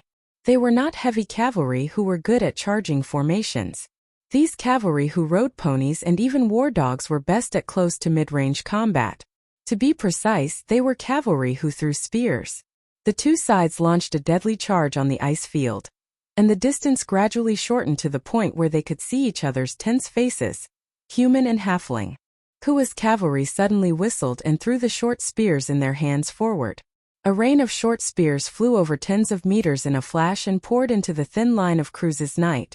However, the expected scene of people being thrown off their horses did not appear. The shields in the hands of the human knights suddenly unfurled one after another, and when the short spears collided with those light shields, they were immediately broken into 2 pieces and wood chips flew everywhere. Kuwa's heart went cold when he saw this scene. He did not make a mistake, but as the head of a noble's private army, he probably never dreamed that there was such a big gap between the inferior cavalry under his command and the most elite knight of the powerful empire on the continent. This kind of ignorance sometimes had to be compensated with one's life. After a round of spear throwing, Cruz's men were unharmed. On the flat snowfield, when the 2 cavalry charged at each other, There was no second chance. Probably seeing the end, the morale of the elite knight of Enholm plummeted, but the accumulated pride of the past made them bite the bullet and raise their weapons. Looking from above, the crew's knight led by Freya looked like a thin silver blade, piercing the heart of the halfling cavalry. They're dead meat. Brun saw this scene and pulled the reins to stop. The battle had just begun, but he could already see the result. The blonde knight said with some regret, "It's a pity that we can't participate in the battle in person. Don't worry, Arek isn't dead yet. If we clean up the battlefield quickly, we might still have a chance." A knight behind him shouted excitedly. The Flame King once said that cavalry was an indomitable force. Hot blood and fanaticism were their symbols. Just being on the battlefield in person was enough to make these young people restless. How well said. The knights were talking, but Brun turned his head. He seemed to see a flash of light on the horizon. He rubbed his eyes and almost thought he was hallucinating. The sun on the ice often causes snow blindness, and sometimes it is not impossible for the refracted light to cause hallucinations. But Brun felt a little uneasy. He turned to the others and said, "Did you see anything?" "What?" "It's in that direction. Didn't you see it? It looks like a blue light." Brun asked with some doubts. "Blue light?" "No. Could it be that you're mistaken, Brun?" Brun shrugged. "Probably." But as soon as his voice fell, someone in the team screamed, "Oh my God, look over there." Brun was slightly startled and immediately turned his head vigilantly. But the moment he turned his head, his face changed instantly. "Martha above, what the hell is this?" The silent cave was covered in ice and snow. The ice that had not melted for thousands of years formed a blue wall. The glaciers sank down, forming lines. In the dark cave, the naturally formed holes crisscrossed. However, in this uncanny workmanship of nature, there were many man-made objects piled up. If you looked carefully, you would find many boxes of goods from crews. The eagle emblem on them indicated that these boxes were once military supplies. On the other side, there were many wooden barrels piled up. These barrels came from Fort Valendon, Lantanailan, and even further away. These barrels and wooden boxes were filled with all kinds of food. If anyone came here, they would think that they had mistakenly entered the underground storage room of a frost giant. But this was a bona fide dragon's lair. Although here you could not see glittering gold coins, jewelry, priceless artwork, gold and silver utensils, or even the dazzling gemstones that dragons loved the most, there was only food. Pickled beef, sausages, frozen fish, yogurt, bread, fruit, and jars of honey and candy piled up together. But this cave that looked like a witch's candy house was indeed the hiding place of Sheeta, the frost dragon whelp. To be continued. If you like this work, you are welcome to come to Chidian.com to vote for recommendation and monthly votes. Your support is my greatest motivation. Chapter 761. Now at this moment, a meatball was running around among the food. If you looked closely, you would find that it was moving the goods one by one to a deeper part of the cave. The meatball had a pair of wings. Although the wings reminded people of the roast turkey at the New Year's festival, it had a pair of fat claws. The claws were short and small, but they could still grab the boxes and drag them back. Its thick and sturdy hind legs were obviously overdeveloped. It swayed as it walked, as if it couldn't move if it didn't do so. Every time the meatball took a step back, its tail, which was as thick as a water bucket, swayed and made a puffing sound. If it were not for the dense and beautiful pale scales on its body, and the two pairs of horns that proved its identity, most people would think that it was a hippopotamus instead of a dragon. Even though Sheeta was a real dragon, a frost dragon whelp that was very rare even among the dragon race, he was driven back by the dragon race when he was young. Because as a dragon, he did not store his wealth but was passionate about collecting food. Sheeta's parents thought that it was a shame, and then kicked him out on the first day he could be independent. In fact, it was this experience that created Sheeta's timid character. However, he was satisfied with his character and his current life. The humans always gave him a lot of delicious food, and this place was very comfortable to live in. Of course, there was one thing. Sheeta was still a dragon after all. He felt that the humans thought that he did not notice them, which was an insult to his intelligence. In fact, whether it was for Veronica or Arek, Sheeta had already noticed these humans from the moment they entered the glacier. If a person's intelligence was directly proportional to the capacity of their brain, then Sheeta's intelligence was probably hidden in his fat body. Sheeta rested his chin on his claws and thought for a while. He seemed to remember that he still had work to do. He had been preparing to move since 2 weeks ago. The humans seemed to be up to no good, and Sheeta had never bothered to fight with these lowly creatures. Although the dragons probably thought that he was a timid dragon and the shame of the dragon race, Sheeta did not think so. Why fight? There was no benefit in fighting.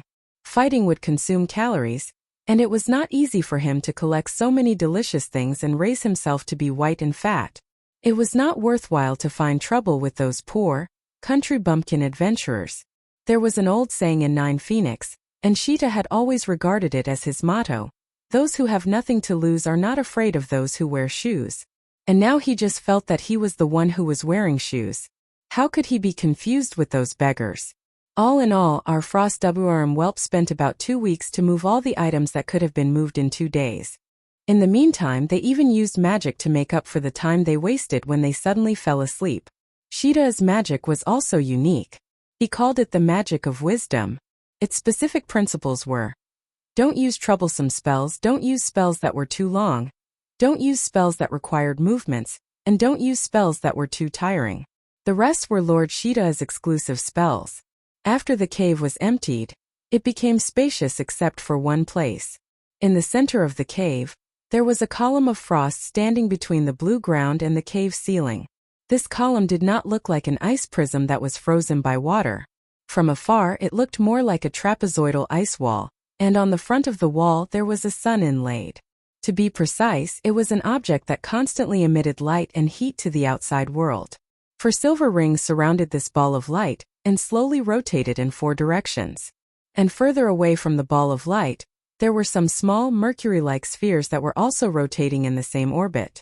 If one counted carefully, there were a total of 36 groups of mercury-like spheres of different sizes surrounding the ball of light. This was eternal energy. The witches gave it a name, Dragon's Heart. According to legend, it was a divine object that Dragon King Bahamut brought out from ancient ruins. There were a total of 12 such dragon's hearts in Wonde, but 3 of them were destroyed in the flames of war. The remaining 6 were still in the hands of the dragons, and the remaining 3 were missing. The one in front of them was obviously one of the 3 missing dragon's hearts. Sheeta looked at this thing and hesitated for a moment. Then he wriggled his meatball-like body up the column, grabbed the silver rings, and removed this thing from the icicle. Then, he looked at the empty groove left on the icicle. After thinking for a moment, he took out a gray gem the size of a wash basin and inlaid it in. It had to be said that the size was just right. Only then did the meat dragon nod in satisfaction. Holding the dragon's heart, he quickly hid in the depths of the cave. "My lord, this is the place." The Magus looked at the narrow crack between 2 glaciers not far away. He turned around and respectfully bowed to Grand Duke Erek, replying respectfully. Erek's body was bent over at this moment. It seemed that even the deerskin coat was too heavy for him to straighten up. He looked like an old man with 1 foot in the grave. But when he stood in front of everyone, his aura alone was enough to make them not even dare to breathe loudly. He looked at the crack. The crack was slanted under a layer of ice that was hundreds of meters thick. Inside the crack was a sea of blue. As he continued to look forward, his vision was covered by shadows. Before Erek opened his mouth, his followers had already lit torches. Although the world of Wonde had widely used magic for illumination, in most unknown areas, magic was actually an unstable existence. It could be noticed by some unknown existence, and it could also cause some trouble that you didn't want to see, especially in the Black Forest. The fire quickly lit up the cave. The narrow and long crack seemed to extend into the depths of hell. Erek naturally wouldn't take the risk himself. He first sent a team of knights in. The situation inside seemed to be better than expected. The knights sent in quickly turned back and reported that everything was safe. The dragon really left. "My lord is wise." The accompanying wizard immediately replied flatteringly. "Dragons are very arrogant. Generally, they wouldn't set any traps in their lairs. Since that's the case, why don't we immediately go in and find the dragon's heart, my lord?" "What about the 2 hunters?" Devard suddenly asked. Erek turned around and glanced at him. He was a little impatient. Ever since the Battle of Ampere Seal, this guy lost to the young man. He seemed to have suffered a great setback. Even his ability to do things had greatly decreased. This made Erek very dissatisfied. Devard shivered and immediately understood Erek's meaning. He turned around with a gloomy face and gestured to the knight behind him. Kill them. When the hunter girl hiding in the ice field saw this scene, she almost immediately wanted to rush up. But her hands sank into the snow and she forced herself to hold back. Brando turned back and looked at the girl's cold red knuckles. He couldn't help but ask comfortingly, "Is your brother in there?" Peya froze and slowly shook her head. "Even if he is in there, we can't save him. Do you see those, knight?" Brando pointed to the Black Knight guarding the periphery of the cave. He couldn't help but squint his eyes. Those should be the Order of the Dead Knight Regiment of All for One. Erek's position in this organization is not low. "Brando, do you know something?" Veronica lay on the other side, frowning as she stared at the Black Knight. However, unlike Brando, she couldn't help but feel a little scared. She found that each of the Black Knight had a faint fluctuation of elemental power, which meant that these knights were at least at the peak of gold and elemental awakening level. But the key was that she knew that this was actually a conservative estimate, because she found that many of the knights had already shown signs of elemental awakening. She narrowed her eyes. It was difficult to hide the lines of law of those who had just entered the elemental awakening stage. There were hundreds of Black Knights. Veronica realized that she had never heard of the origins of these Black Knights before. In fact, she suddenly realized that even All for One itself seemed to have no clear understanding of the world. The four holy cathedrals all thought that All for One was a cult, but it was hard to say how much the world, including the ordinary nobles, knew about the inside of this organization. Brando heard Veronica's question and smiled slightly. "It's normal that you don't know, Lady Veronica. We often hear about the cultists and the world hates them, but when it comes to understanding, it's unknown how many people really know about them. After all, the ban of the Holy Cathedral of Fire is there. And who dares to go deep into understanding these cultists without permission? Even the nobles of Cruz, I'm afraid it's similar." "From what you've said, you seem to know them very well, little guy." Veronica turned back and asked with some interest. "Naturally, the wizards know more. The four most famous branches of the cultists are Silver Heavenly Snake, Sheephead Cult, All for One, and Tree Herders. Among them, the Sheephead Cult is the devil's henchman, exuding the stench of sulfur from head to toe. They help the devil do evil, but it's actually not worth mentioning. Silver Heavenly Snake believes in their agnosticism, believing that the exploration of knowledge and order by mortals violates the mysterious majesty of the world itself. They mainly target wizards and have nothing to do with the average person. The main enemies of the four holy cathedrals are, in fact, All for One and Tree Herders." At this point, Brando paused for a moment before continuing. "But there's actually a big difference between the two. Tree Herders. The Tree Herders are said to have once belonged to the Sky Ring of the Druids. After the fall of Babel Fortress, one of the Withered Ones broke away from the original Druids. This tribe later followed the Dark Dragon and became the terrifying Tree Herders Legion, which is how they got their name." Tree Herders, Tree Herders," Veronica muttered to herself. Brando nodded. "But the Dark Dragon was defeated by the four sages, and the Tree Herders also fled in all directions, their whereabouts unknown. When they appeared again, they were already as crazy as they are now. But unlike All for One, who is enthusiastic about subverting the order of civilization, the Tree Herders have always been obsessed with stealing the bloodline of God." "Stealing the bloodline of God?" Miss Scholar finally couldn't help but ask when she heard this. Brando looked back at Scarlet. This mountain girl was once a victim of the Tree Herders, and he himself suffered greatly. But even he didn't know the root of the Tree Herders' madness. This was also an unsolved mystery that players had been searching for. He shook his head and said, "No one knows the answer to this question, and it's not what we want to talk about now. What we want to know is the current enemy, All for One." He interrupted Shido and continued, "The Tree Herders is just a loose organization. Although there are 12 patriarchs, they are actually independent. The disciples of the Black Flames who rely on them are a typical example. As everyone knows, the disciples of the Black Flames split from the former Sheephead cult. But All for One is completely different. This is an unprecedentedly strict organization. As far as I know, they lurk in any civilized country in Wonde, plotting every conspiracy to overthrow the regime, create chaos and war. It's not an exaggeration to say that half or even more of the wars and conspiracies in Wonde have the shadow of All for One behind them. But it's such a huge organization that's inextricably linked to the nobles, but it's like an invisible monster. Everyone knows about it, but no one knows what it is. Brando frowned. In his previous life, he had worked hard to find the organization behind All for One, but it was in vain. He finally came to Grecius, the country of the Knight Regiment, and found that All for One's network and claws were all over the world, as if there was no end to it. All countries. Shido seemed to be shocked by this sentence. But Brando hesitated and replied, "There may be an exception." "Where?" Veronica looked back at him. She hoped it was Cruz, but she also knew that it was unlikely. The Holy Cathedral of Fire was seriously infiltrated by All for One, not to mention the Empire itself. This was a helpless fact. Not to mention that most of the nobles also thought that All for One was a relatively moderate cult. All for One preached all things as one, and this doctrine in fact confused many people. Only Brando knew that this one was actually not the truth itself, but the dusk. Eloranta, Brando replied. The only country where sages still exist. Ah, Shido couldn't help but cry out. Eloranta was the only country that was completely neutral, and did not participate in the affairs of the mainland. The Holy Cathedral of Nature was also distant from the other three holy cathedrals, and rarely took the initiative in the Holy War. This country was a mystery to most people in Wonde. I should have thought of it, she murmured. You've said so much, but you still haven't talked about the origins of these Knight Brando. Veronica asked.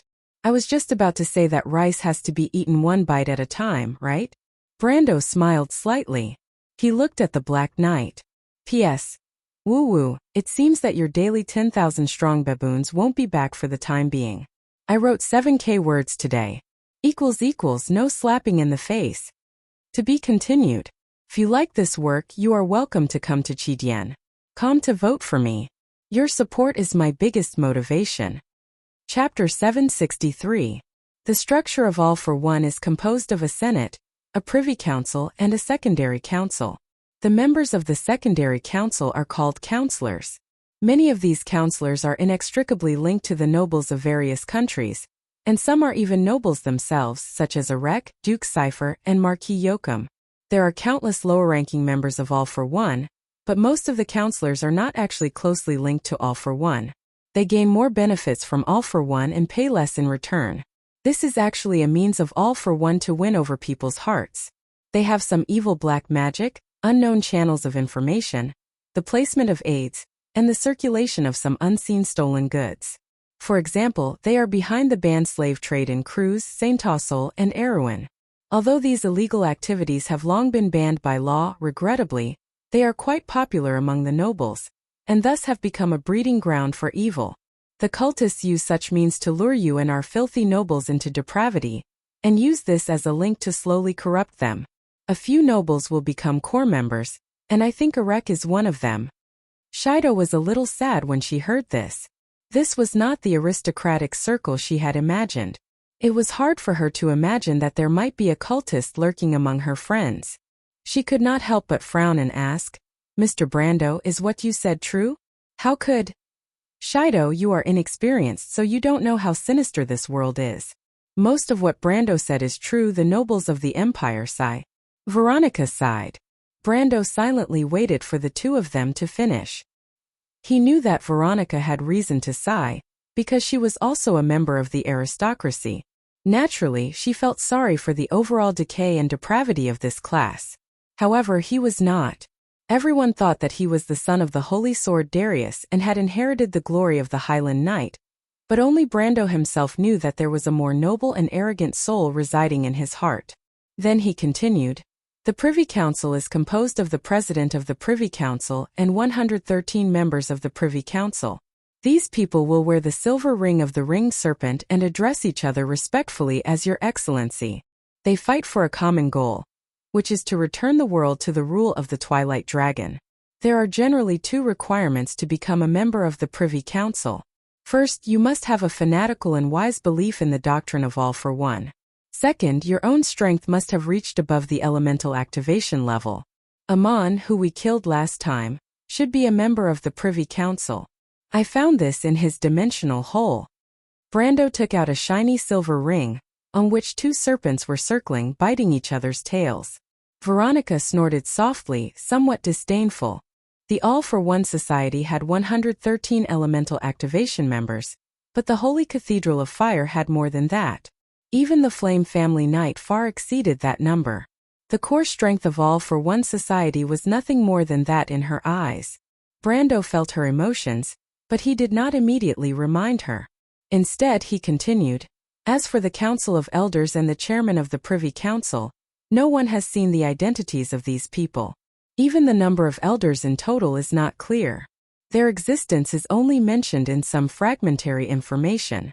But I think that the identities of these people should be no less than the 12 patriarchs of the tree herders, and their strength should be similar." Veronica nodded, indicating that she agreed with this guess. But she raised her head, and two sharp gazes shot out from her emerald green eyes. These two gazes fell on Brando's face. This information was also obtained from the Black Tower wizards. No, this is the investigation of the Shire when he was alive. Brando smiled slightly and replied confidently. Veronica glanced at him. She had already known Brando's identity from the news sent back by the Holy Cathedral, and naturally knew the identity of the Shire. She knew that the Shire had investigated All for One Society for a long time before he disappeared. Even the nobles who knew about it thought that the genius Highland wizard had died at the hands of All for One Society. These were all mistakes of the past, and the Holy Cathedral of Fire also played a dishonorable role in it. The female commander may have doubts in her heart, but she did not want to be entangled in this topic. Generally speaking, the Council of Elders rarely intervenes in the affairs of All for One Society in the secular world. Of course, we don't know much about the actual power they have. However, the secular forces of All for One Society are indeed in the hands of the chairman of the Privy Council. Two of them are the most famous. One is the Order of Chaos, and the other is the black-armored knight we see now. They have another name, the Order of the Dead Knight. These two forces can only be mobilized by an order in council signed by the chairman of the Privy Council. This shows that Arek's identity is likely to be promoted to a member of the Privy Council soon. If it's a coincidence enough, he may be filling the vacancy caused by the death of Amon. Oh, Veronica laughed softly. So it's still our responsibility. That's right, so today our duty is to continue to keep this vacancy empty. Brando said playfully. The nobles of Erewhon often complain that the expenses of the noble parliament are too high. I think All for One Society must have the same problem. Let's find a way to help them solve it. These words made everyone laugh, except for the nobles of Cruz, because Brando's words were a double-edged sword, ruthlessly mocking them. "You're so humorous, Mr. Brando." Miss Scholar naturally heard the hidden meaning in Brando's words and couldn't help but praise him softly. However, behind Miss Scholar, Scarlet seemed to be at a loss. She looked at Shido with slight jealousy and uneasiness, then touched the ring on her finger in fear. "I'm serious, but I have to remind everyone that the qualifications of a member of the Council of All for One Society are fanatical and wise beliefs. As for true fanatics, that's what they don't lack the least," Brando replied. "What do you mean?" Veronica suddenly heard the hidden meaning in his words. "As far as I know, the Order of the Dead Knight's order is no less than 30,000 people. Most of them have the strength that we're talking about now.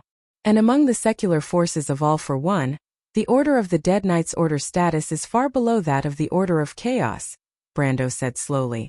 Everyone sucked in a breath of cold air, suddenly understanding why Brando asked them to stay calm. In the face of such a huge enemy, it was indeed better to be cautious. But Arek must die, not just because of the portal fragment in his hands, not just because of his identity as a member of All for One, but because I think there are people here who have more reason to seek revenge. Brando glanced at Peya, the hunter maiden's hands clenched into fists, her body tensed up and trembling slightly. After a long time, she opened her eyes and looked at Brando with her dark and somewhat wild eyes, and replied while panting, "Thank you, Lord Knight." Everyone understood what Brando meant. In fact, when they saw the dragon fly into the sky, they knew that Erek must be waiting for the frost dragon whelp of Frostfang to fly out of its nest, but he didn't know that he had made a fatal mistake. In the distance, the bodies of the two hunters fell silently on the snowy plains, the blood that flowed out and then froze into ice. Further away, Erek and his subordinates from All for One had already begun to enter the long and narrow crack. The noble's private soldiers were the first to enter, followed by the Black Knights of Order of the Dead. They were divided into 3 groups and entered one after the other. Erek and his personal guards were the last to enter. Brando rubbed his hands and looked at the scene coldly. He didn't dare to get too close. Although he didn't have a big problem, he couldn't guarantee that the others wouldn't be noticed. The Silver Knight beside Erek, Sylvia, was a genuine elemental rank master, not to mention that there were a few wizards around him. Brando also didn't trust the crew's nobles that Veronica brought with her. In fact, the team had been maintaining magic silence. Other than him who could contact Medisha with his higher authority as a planeswalker, the others' communication channels were completely closed. No one could guarantee that the people around them weren't members of All for One. Did you see the people around Erek clearly, little guy? There are a few wizards that I've never seen before, and I don't have any impression of them. They must be members of All for One. Devard is also among them. I thought he was dead. No wonder we couldn't find his body after the Battle of Ampere Seal. Brando nodded. Are we going to wait here for them to come out? Shido asked. No, the ice caves below Frostfang extend in all directions, and there are many passages inside. We have to find a way to follow them and give the Grand Duke a surprise. Brando replied. Now, wait a moment. But Mr. Brando, didn't you say that there was a frost dragon whelp inside? Shido turned around and looked at him curiously. I also said that it's very timid. Shido was indeed very timid, whether he himself whether the dragon himself would admit it or not. One of the reasons he lived in those blue ice caves like spider webs was to avoid danger. This was a very comfortable point. Just like now, he could place his claws on the ice crevice that was covered in blue and white cracks and hide in the shadows. His green eyeballs were motionless as he spied on those uninvited guests. However, in recent days it began to find it more and more difficult to move between these cracks. Erek's team was actually not far from Sheeta, but no one realized that there was a dragon lurking around them. Sheeta's huge white body with light blue streaks walked behind the translucent ice walls, and the crisscrossing ice prisms seemed to be his natural cover. He ordered his followers, a group of smelly ice cave dwellers covered in white hair, to attack the humans, while he himself created a landslide behind them. Oh, to be continued. If you like this work, you are welcome to come to Chidian. Come to vote for me. Your support is my biggest motivation. Chapter 764. The subterranean dwellers were not worth mentioning, but the sudden collapse was a huge problem for Erek. When no one expected it, a huge crack suddenly appeared on the ice, and with a violent tremor, a half-mile-long tunnel under the ice collapsed. Huge chunks of ice came crashing down from all directions, and the noble's private soldiers were instantly killed or injured. The wizards beside Erek immediately used spells to support a light green barrier. The ice and snow that weighed more than a few tons squeaked as it pressed against the barrier. The ghostly faces of the wizards immediately paled, making them look more like their own kind. It was a pity that Sheeta did not intend to completely collapse his nest. Otherwise, they might be finished along with his little spell. Sheeta walked through the falling ice as if he was taking a leisurely stroll. Frost dragons could hide themselves in ice breath. Through the ancient ability hidden in their blood, as long as they adapted to the environment, human powerhouses would definitely not be able to discover them. He silently came to Erek's side and stretched out his claws, wanting to tear this guy into pieces. But at this time, the 2 black knights beside Erek suddenly turned around, and the red eyes under the steel masks lit up slightly. What is that? They shouted at the same time. Sheeta jumped in fright and rushed forward, spreading his wings and crashing into their chests. With a muffled bang, the 2 black knights' breastplates caved in like cardboard, and they flew out at the same time, crashing into the ice wall behind them. Sheeta rushed forward and picked up the 2 corpses that had almost been smashed into metal plates. He did not dare to stay any longer and turned around to flee. Fortunately, the ice cave was shaking violently, and large amounts of ice and snow fell from above with a loud rumble. For a moment, no one noticed that 2 people were missing. It took a lot of effort for the wizards around Erek to stop the collapse and dig a tunnel through the ice. The former duke finally had the time to do a head count, and found that at least 300 of his private soldiers were missing. The Knight of Order had also suffered heavy casualties. His face immediately darkened. Puffed. Devard spat out the snow in his mouth and walked over unhappily. He looked around with some fear. The power of nature was unimaginable to mortals. Even if he was an elemental awakened powerhouse, if the ice on both sides really collapsed, he would only be able to turn into a piece of solid ice that would be frozen forever. This must be the work of those cavemen. The female knight beside Erek covered her face and said hatefully. Sylvia's face was scratched by the sharp ice in order to protect her lord. Her face was covered in blood, and she looked terrifying. Devard nodded. No one thought that the owner of this place had not left at all. They personally felt the dragon's aura that came from dozens of miles away. No one could imitate such an aura. Fortunately, they have retreated. Devard replied with some lingering fear. Erek looked at the tunnel that was temporarily opened. The cavemen had indeed disappeared without a trace. Dragons always had their followers.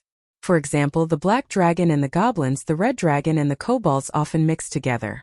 The silver dragon often received the service of the elves, and the gold dragon liked to live with the fairies. It was not unusual for the frost dragon to leave some cavemen in its lair for him to command. He thought for a moment and felt that there was nothing out of the ordinary, so he said, "Let's move on." What the Duke did not expect was that Sheeta was also scared out of his wits. He did not expect the Black Knight to be so powerful that he almost exposed his whereabouts. With this lesson, Sheeta immediately decided to give up on attacking these humans.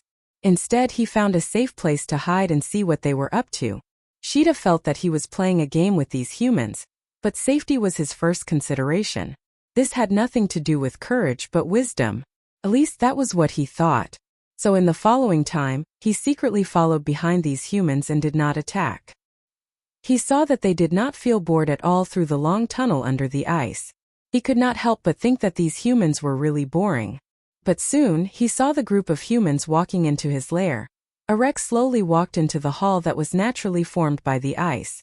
The hall was very spacious, but the surrounding ice formed a variety of strange prisms, and the whole hall was tinged with a faint blue hue.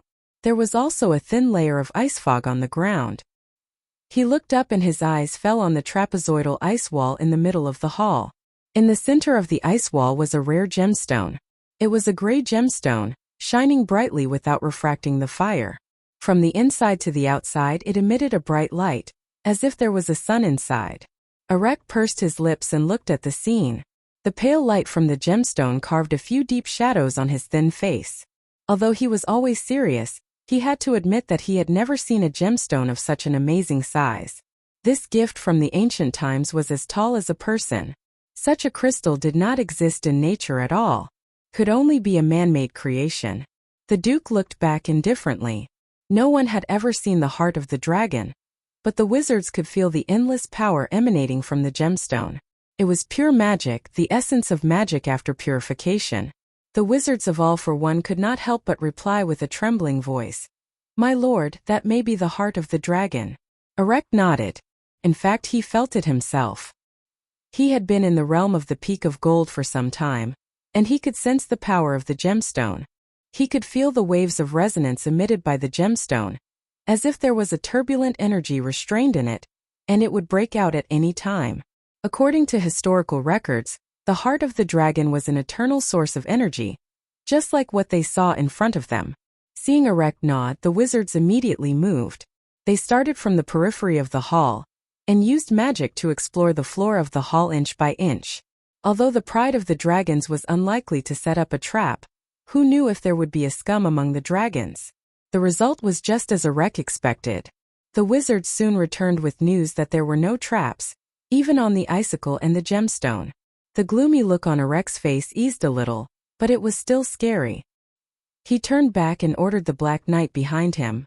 "Go and take it down. Be careful not to break it. You should know how important it is to us." The Black Knights nodded and did as they were told. Under the leadership of a knight captain,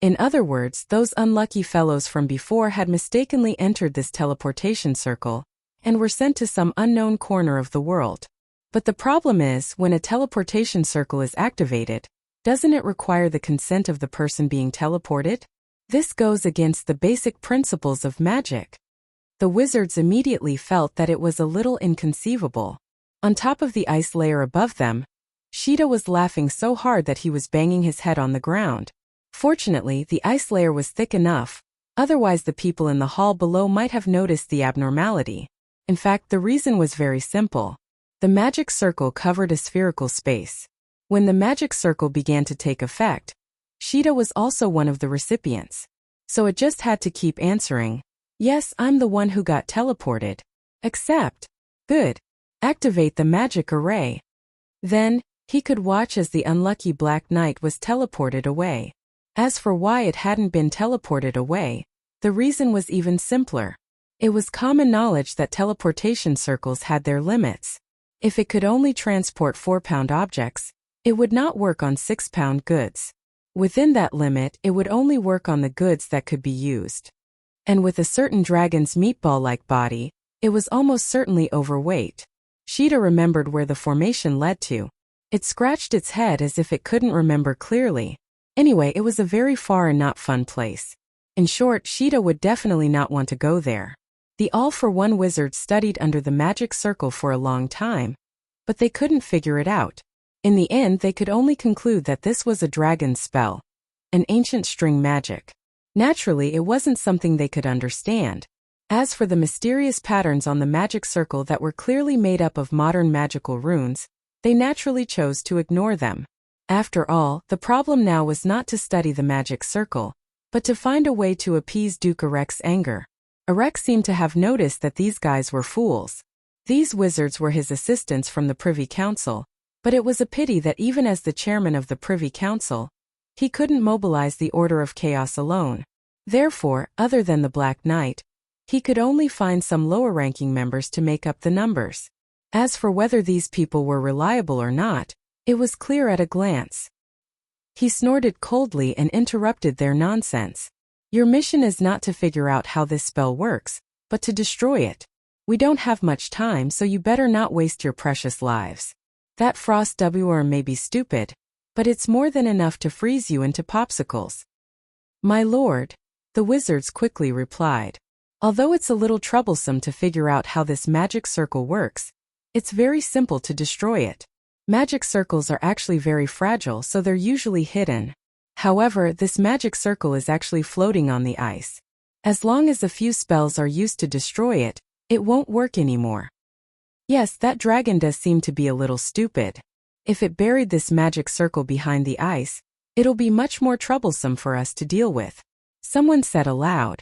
Arek nodded, but he didn't think so. He felt that no matter how stupid the dragon was, it wouldn't be as stupid as these guys in front of him. Besides, he was already a little impatient. He waved his hand and let the wizards quickly deal with the magic circle. In the quiet passage, the sound of the previous avalanche still lingered. Brando and the others walked through the cracks of the glacier. They could even feel the buzzing under the dark blue ice on both sides. The young prince walked in front of everyone, holding the lion's fang tightly with both hands. In this enclosed environment, he was as alert as a rabbit. If he had ears, they would have been pricked up. "Teacher, Madam Legion Commander, did you hear anything?" Haru suddenly turned around and asked. "Sound? No, you mean the previous avalanche?" The scholar was startled and asked. "That's not an avalanche. It's the sound of the glacier collapsing somewhere here. It must be that coward's movement. The young frost dragons are born with the ability to manipulate glaciers." A cold voice interrupted her. The one who spoke was Alaz. This young lady flew back from the battlefield. It was said that she didn't think it was fun there, so she hurried back. Brando asked her about the battle situation, and sure enough, everything was as expected. Freya's performance was better than expected. The only accident was probably the sudden snowstorm, but Maynard and Freya reacted in time and asked everyone to retreat to shelter. In fact, Brando actually suspected that the little female dragon flew in from the outside because she was afraid of the cold. Gold dragons like red dragons liked hot environments. Naturally, they could not adapt to such glaciers, not to mention the temperature and snowstorms that often dropped below zero. However, there were few storms on this glacier, and Brando suspected that there might be a magic tide behind it. As soon as Alaz spoke, the others fell silent. Now everyone knew that the little girl in front of them was actually a terrible dragon. Even now the envoy Gerd was still lying on the stretcher. Alaz's eyes were shining. Only Haruz was a little used to the habits of the young lady of the dragon race. He explained in a low voice, I'm not talking about that. Mr. Brando, did you hear that? Brando nodded. He heard it more clearly than anyone else. In the buzzing caused by the avalanche, there was another sound mixed in. He turned back and looked at Veronica. The female Legion commander also had a look of concentration and held her breath. Seems to be magic, she replied after listening for a while. It's magic. Brando nodded. Just the sound of the bombardment of magic energy. I seem to hear the sound of dark magic flames rising from the sea of magic. Only the wizards of the cult are good at using such magic. Black magic. Did Arex people fight with the dragon? Veronica asked. Brando looked ahead and shook his head. I'm afraid not. I didn't feel the fluctuation of string magic. The ancient string magic of the dragon race is one of the most terrible spells. It is the complete opposite of black magic. It is a means of directly controlling the lines of law to constrain the bombardment of energy. Once someone uses string magic, the shock caused can be transmitted several miles away. You will definitely have the chance to see that kind of spiritual throbbing. Alaz heard this and snorted softly. She could not help but say, Hey, you're very familiar with our spells. For such a question, Brando had already dealt with it easily. He casually replied, All the wizards are trying to study your spells. Ancient string magic and ancient runic magic together are the origin of all magic. They are just fools. Our ancient magic comes from the memories in the bloodline.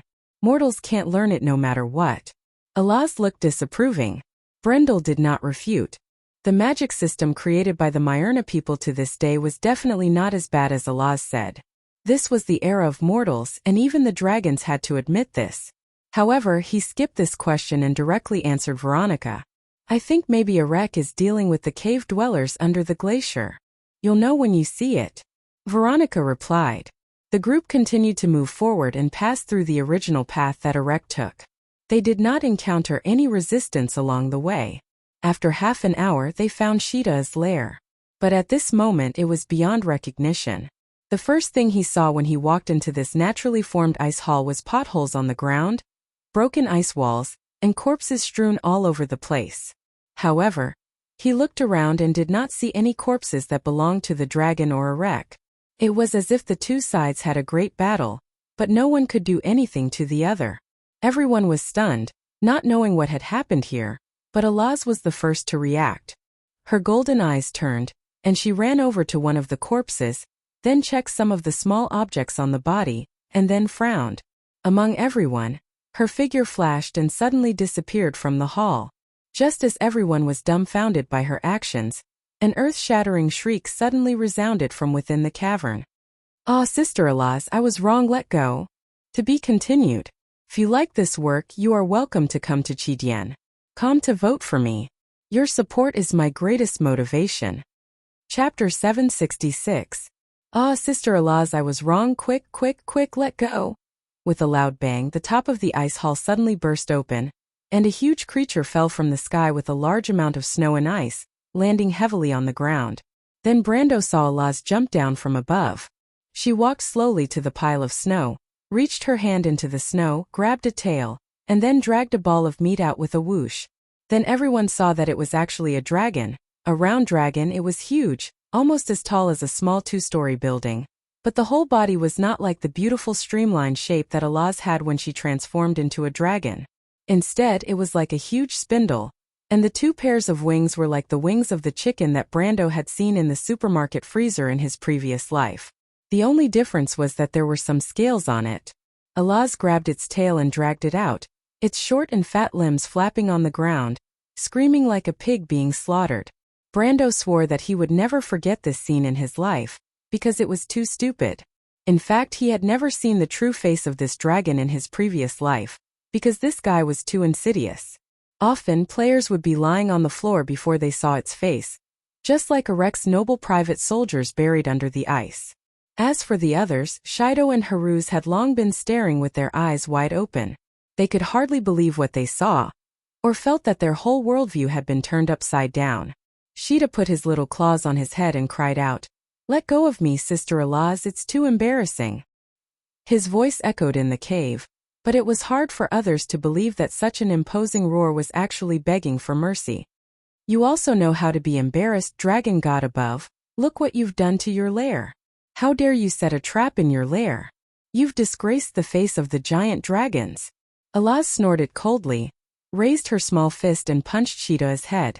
Her pink fist looked weak, but Shida flew out as if he had hit a meteorite, and with a loud bang, the broken half of the ice wall in the center of the hall was shattered into pieces. All the crew's nobles who saw this scene were now nervous, and those who had offended Alaz before felt a chill down their spines. Almost everyone was thinking, "God, this little girl is violent." But Alaz was indeed very violent. She seemed to be mad with anger, and just like an angry sister, she gave the fleshy dragon a good beating. Of course, this fat beating was from the dragon's point of view. If it had been anyone else, even Veronica would have been beaten to a pulp.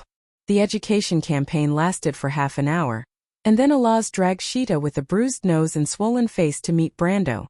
As Brando expected, Shida's human form was indeed a little fatty, but in the form of an elf. Elves who were passionate about beautiful things would probably want to stab him to death if they saw him like this. "I know you, human. My sister told me about you. She said that Big Sister has a crush on you." Shida said in a muffled voice as soon as he opened his mouth, but before he could finish, Alaz grabbed him by the wrist and threw him heavily over her shoulder onto the ice. She smashed the little fatty on the ground, then clapped her hands as if she had dropped a bag of flour, looked up and replied, "His sister is Flora, my life partner. You should have seen her before. You stole her earrings, do you remember?" Brando knew that the golden folk reproduced asexually, and the mates of dragons were in fact allies in a sense, but what was this blabbermouth talking about? What did she mean by he stole Flora's earrings? He looked back and saw Veronica and the others looking at him strangely. A man stealing a lady's earrings, what kind of behavior was that? Especially when this lady was a dragon. The men's eyes were full of admiration, but the women present had a complicated look in their eyes. "You're amazing, Mr. Brando," Shido praised from the bottom of her heart. "Earrings are very important to dragons. Legend has it that Tiamat and Bahamut were once twins, and Martha gave them 2 earrings respectively. One was called Order and the other was called Destruction. But since the era of chaos, the separated earrings have been given a symbol of love. I don't know if this saying has only been passed down in human time, but I didn't expect the Lord to have personally put it into action. For scholars, the combination of knowledge and action is a very important part." Brando just wanted to shut this senior's mouth, but Alaz had a smirk on her face. She reached out and stroked Shido's cheek and praised, "Little girl, you said it well. This is praise?" Shido was slightly stunned and blushed a little. She knew the custom among dragons, that an elder putting his hand on a younger one's face was a sign of praise. Of course, in a sense, Alaz was indeed a lot older than her. "Correct, you're very smart." Alaz nodded. "This is the friendship I give you." All the crew's nobles present heard this sentence and their eyes turned red. Brando could not help but feel a little envious. The friendship of the dragons was the same as the friendship of the silver elves. It had a time limit, generally speaking it was a mortal's lifetime, and there was also a limit to the number of times, generally it was once. But this meant that as long as it was within the ability and preference of the dragons, they would help the mortals fulfill a wish. Shido was still in a daze, and Veronica had already gently patted her on the shoulder. She had brought Shido out for training, and she liked this little girl very much. The whole empire was also unanimously optimistic about her as the next successor to the head of the Royal Library, and an important core figure of the future Blood Cross Association. Of course, the main reason was that the Bugas valued her. However, Veronica liked her purely out of love for the younger generation. Vahina was too willful, and the Prime Minister's daughter was too paranoid, especially the latter. Ever since Veronica knew what the other had done in Brando's territory, she had been frustrated, but she had to send the latter back to the Empire. No one knew better than Veronica about Brando's position in Erewhon at this moment.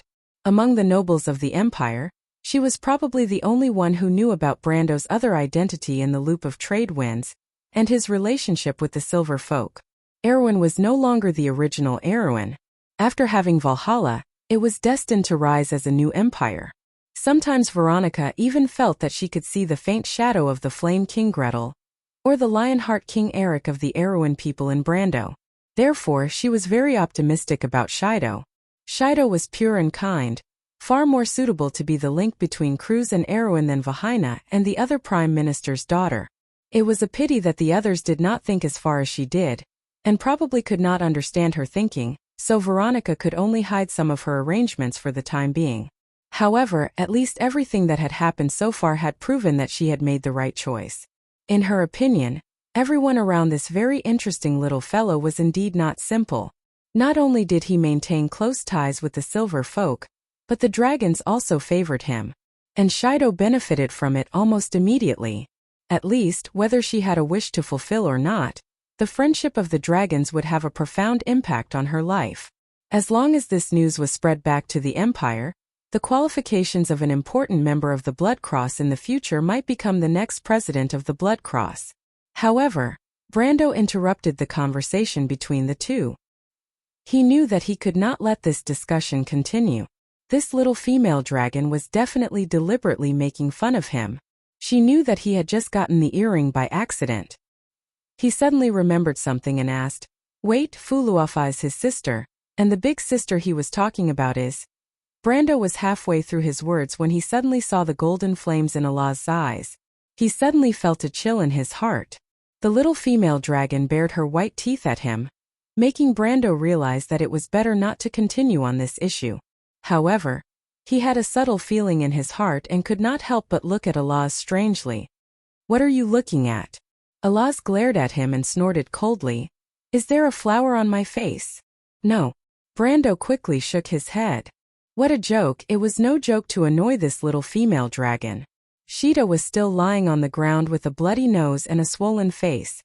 He was a dragon, born with the strength of a gold rank, and in fact after elemental activation, his pure physical strength was close to the level of a perfect body. If the little female dragon intended to make an example of him, he would probably be torn to pieces in minutes. "Humph, you don't have to be surprised. As I said, I still have a good impression of you. Even as a backup mating candidate, it's not impossible." Allah's blushed and continued. But these words were a bit too fierce. Shido was stunned, and Scarlet seemed a little helpless. Veronica looked at the young couple with a smile. As for the other Cruz nobles, the way they looked at Brando was equivalent to looking at a dragon. Or rather, they might not be so surprised to see a dragon at this moment. Some of the bolder knights of the Folded Sword Knight Regiment even gave Brando a thumbs up. "No one will think you're a mute if you shut up." Brando could not help but reply with gritted teeth. Allah's glanced at him and snorted softly. "Who allowed you to talk to me in such a tone? But forget it, I'm too lazy to argue with you." After saying that, she turned and left, disappearing outside the hall in the blink of an eye. "Mr. Brendel." Shido seemed to have been scared out of her wits. She finally managed to say something. You don't have to say anything, this is all a misunderstanding." Brando knew that he was played by the little female dragon again. To be continued. If you like this work, you are welcome to come to Chidien.com to vote for me. Your support is my biggest motivation.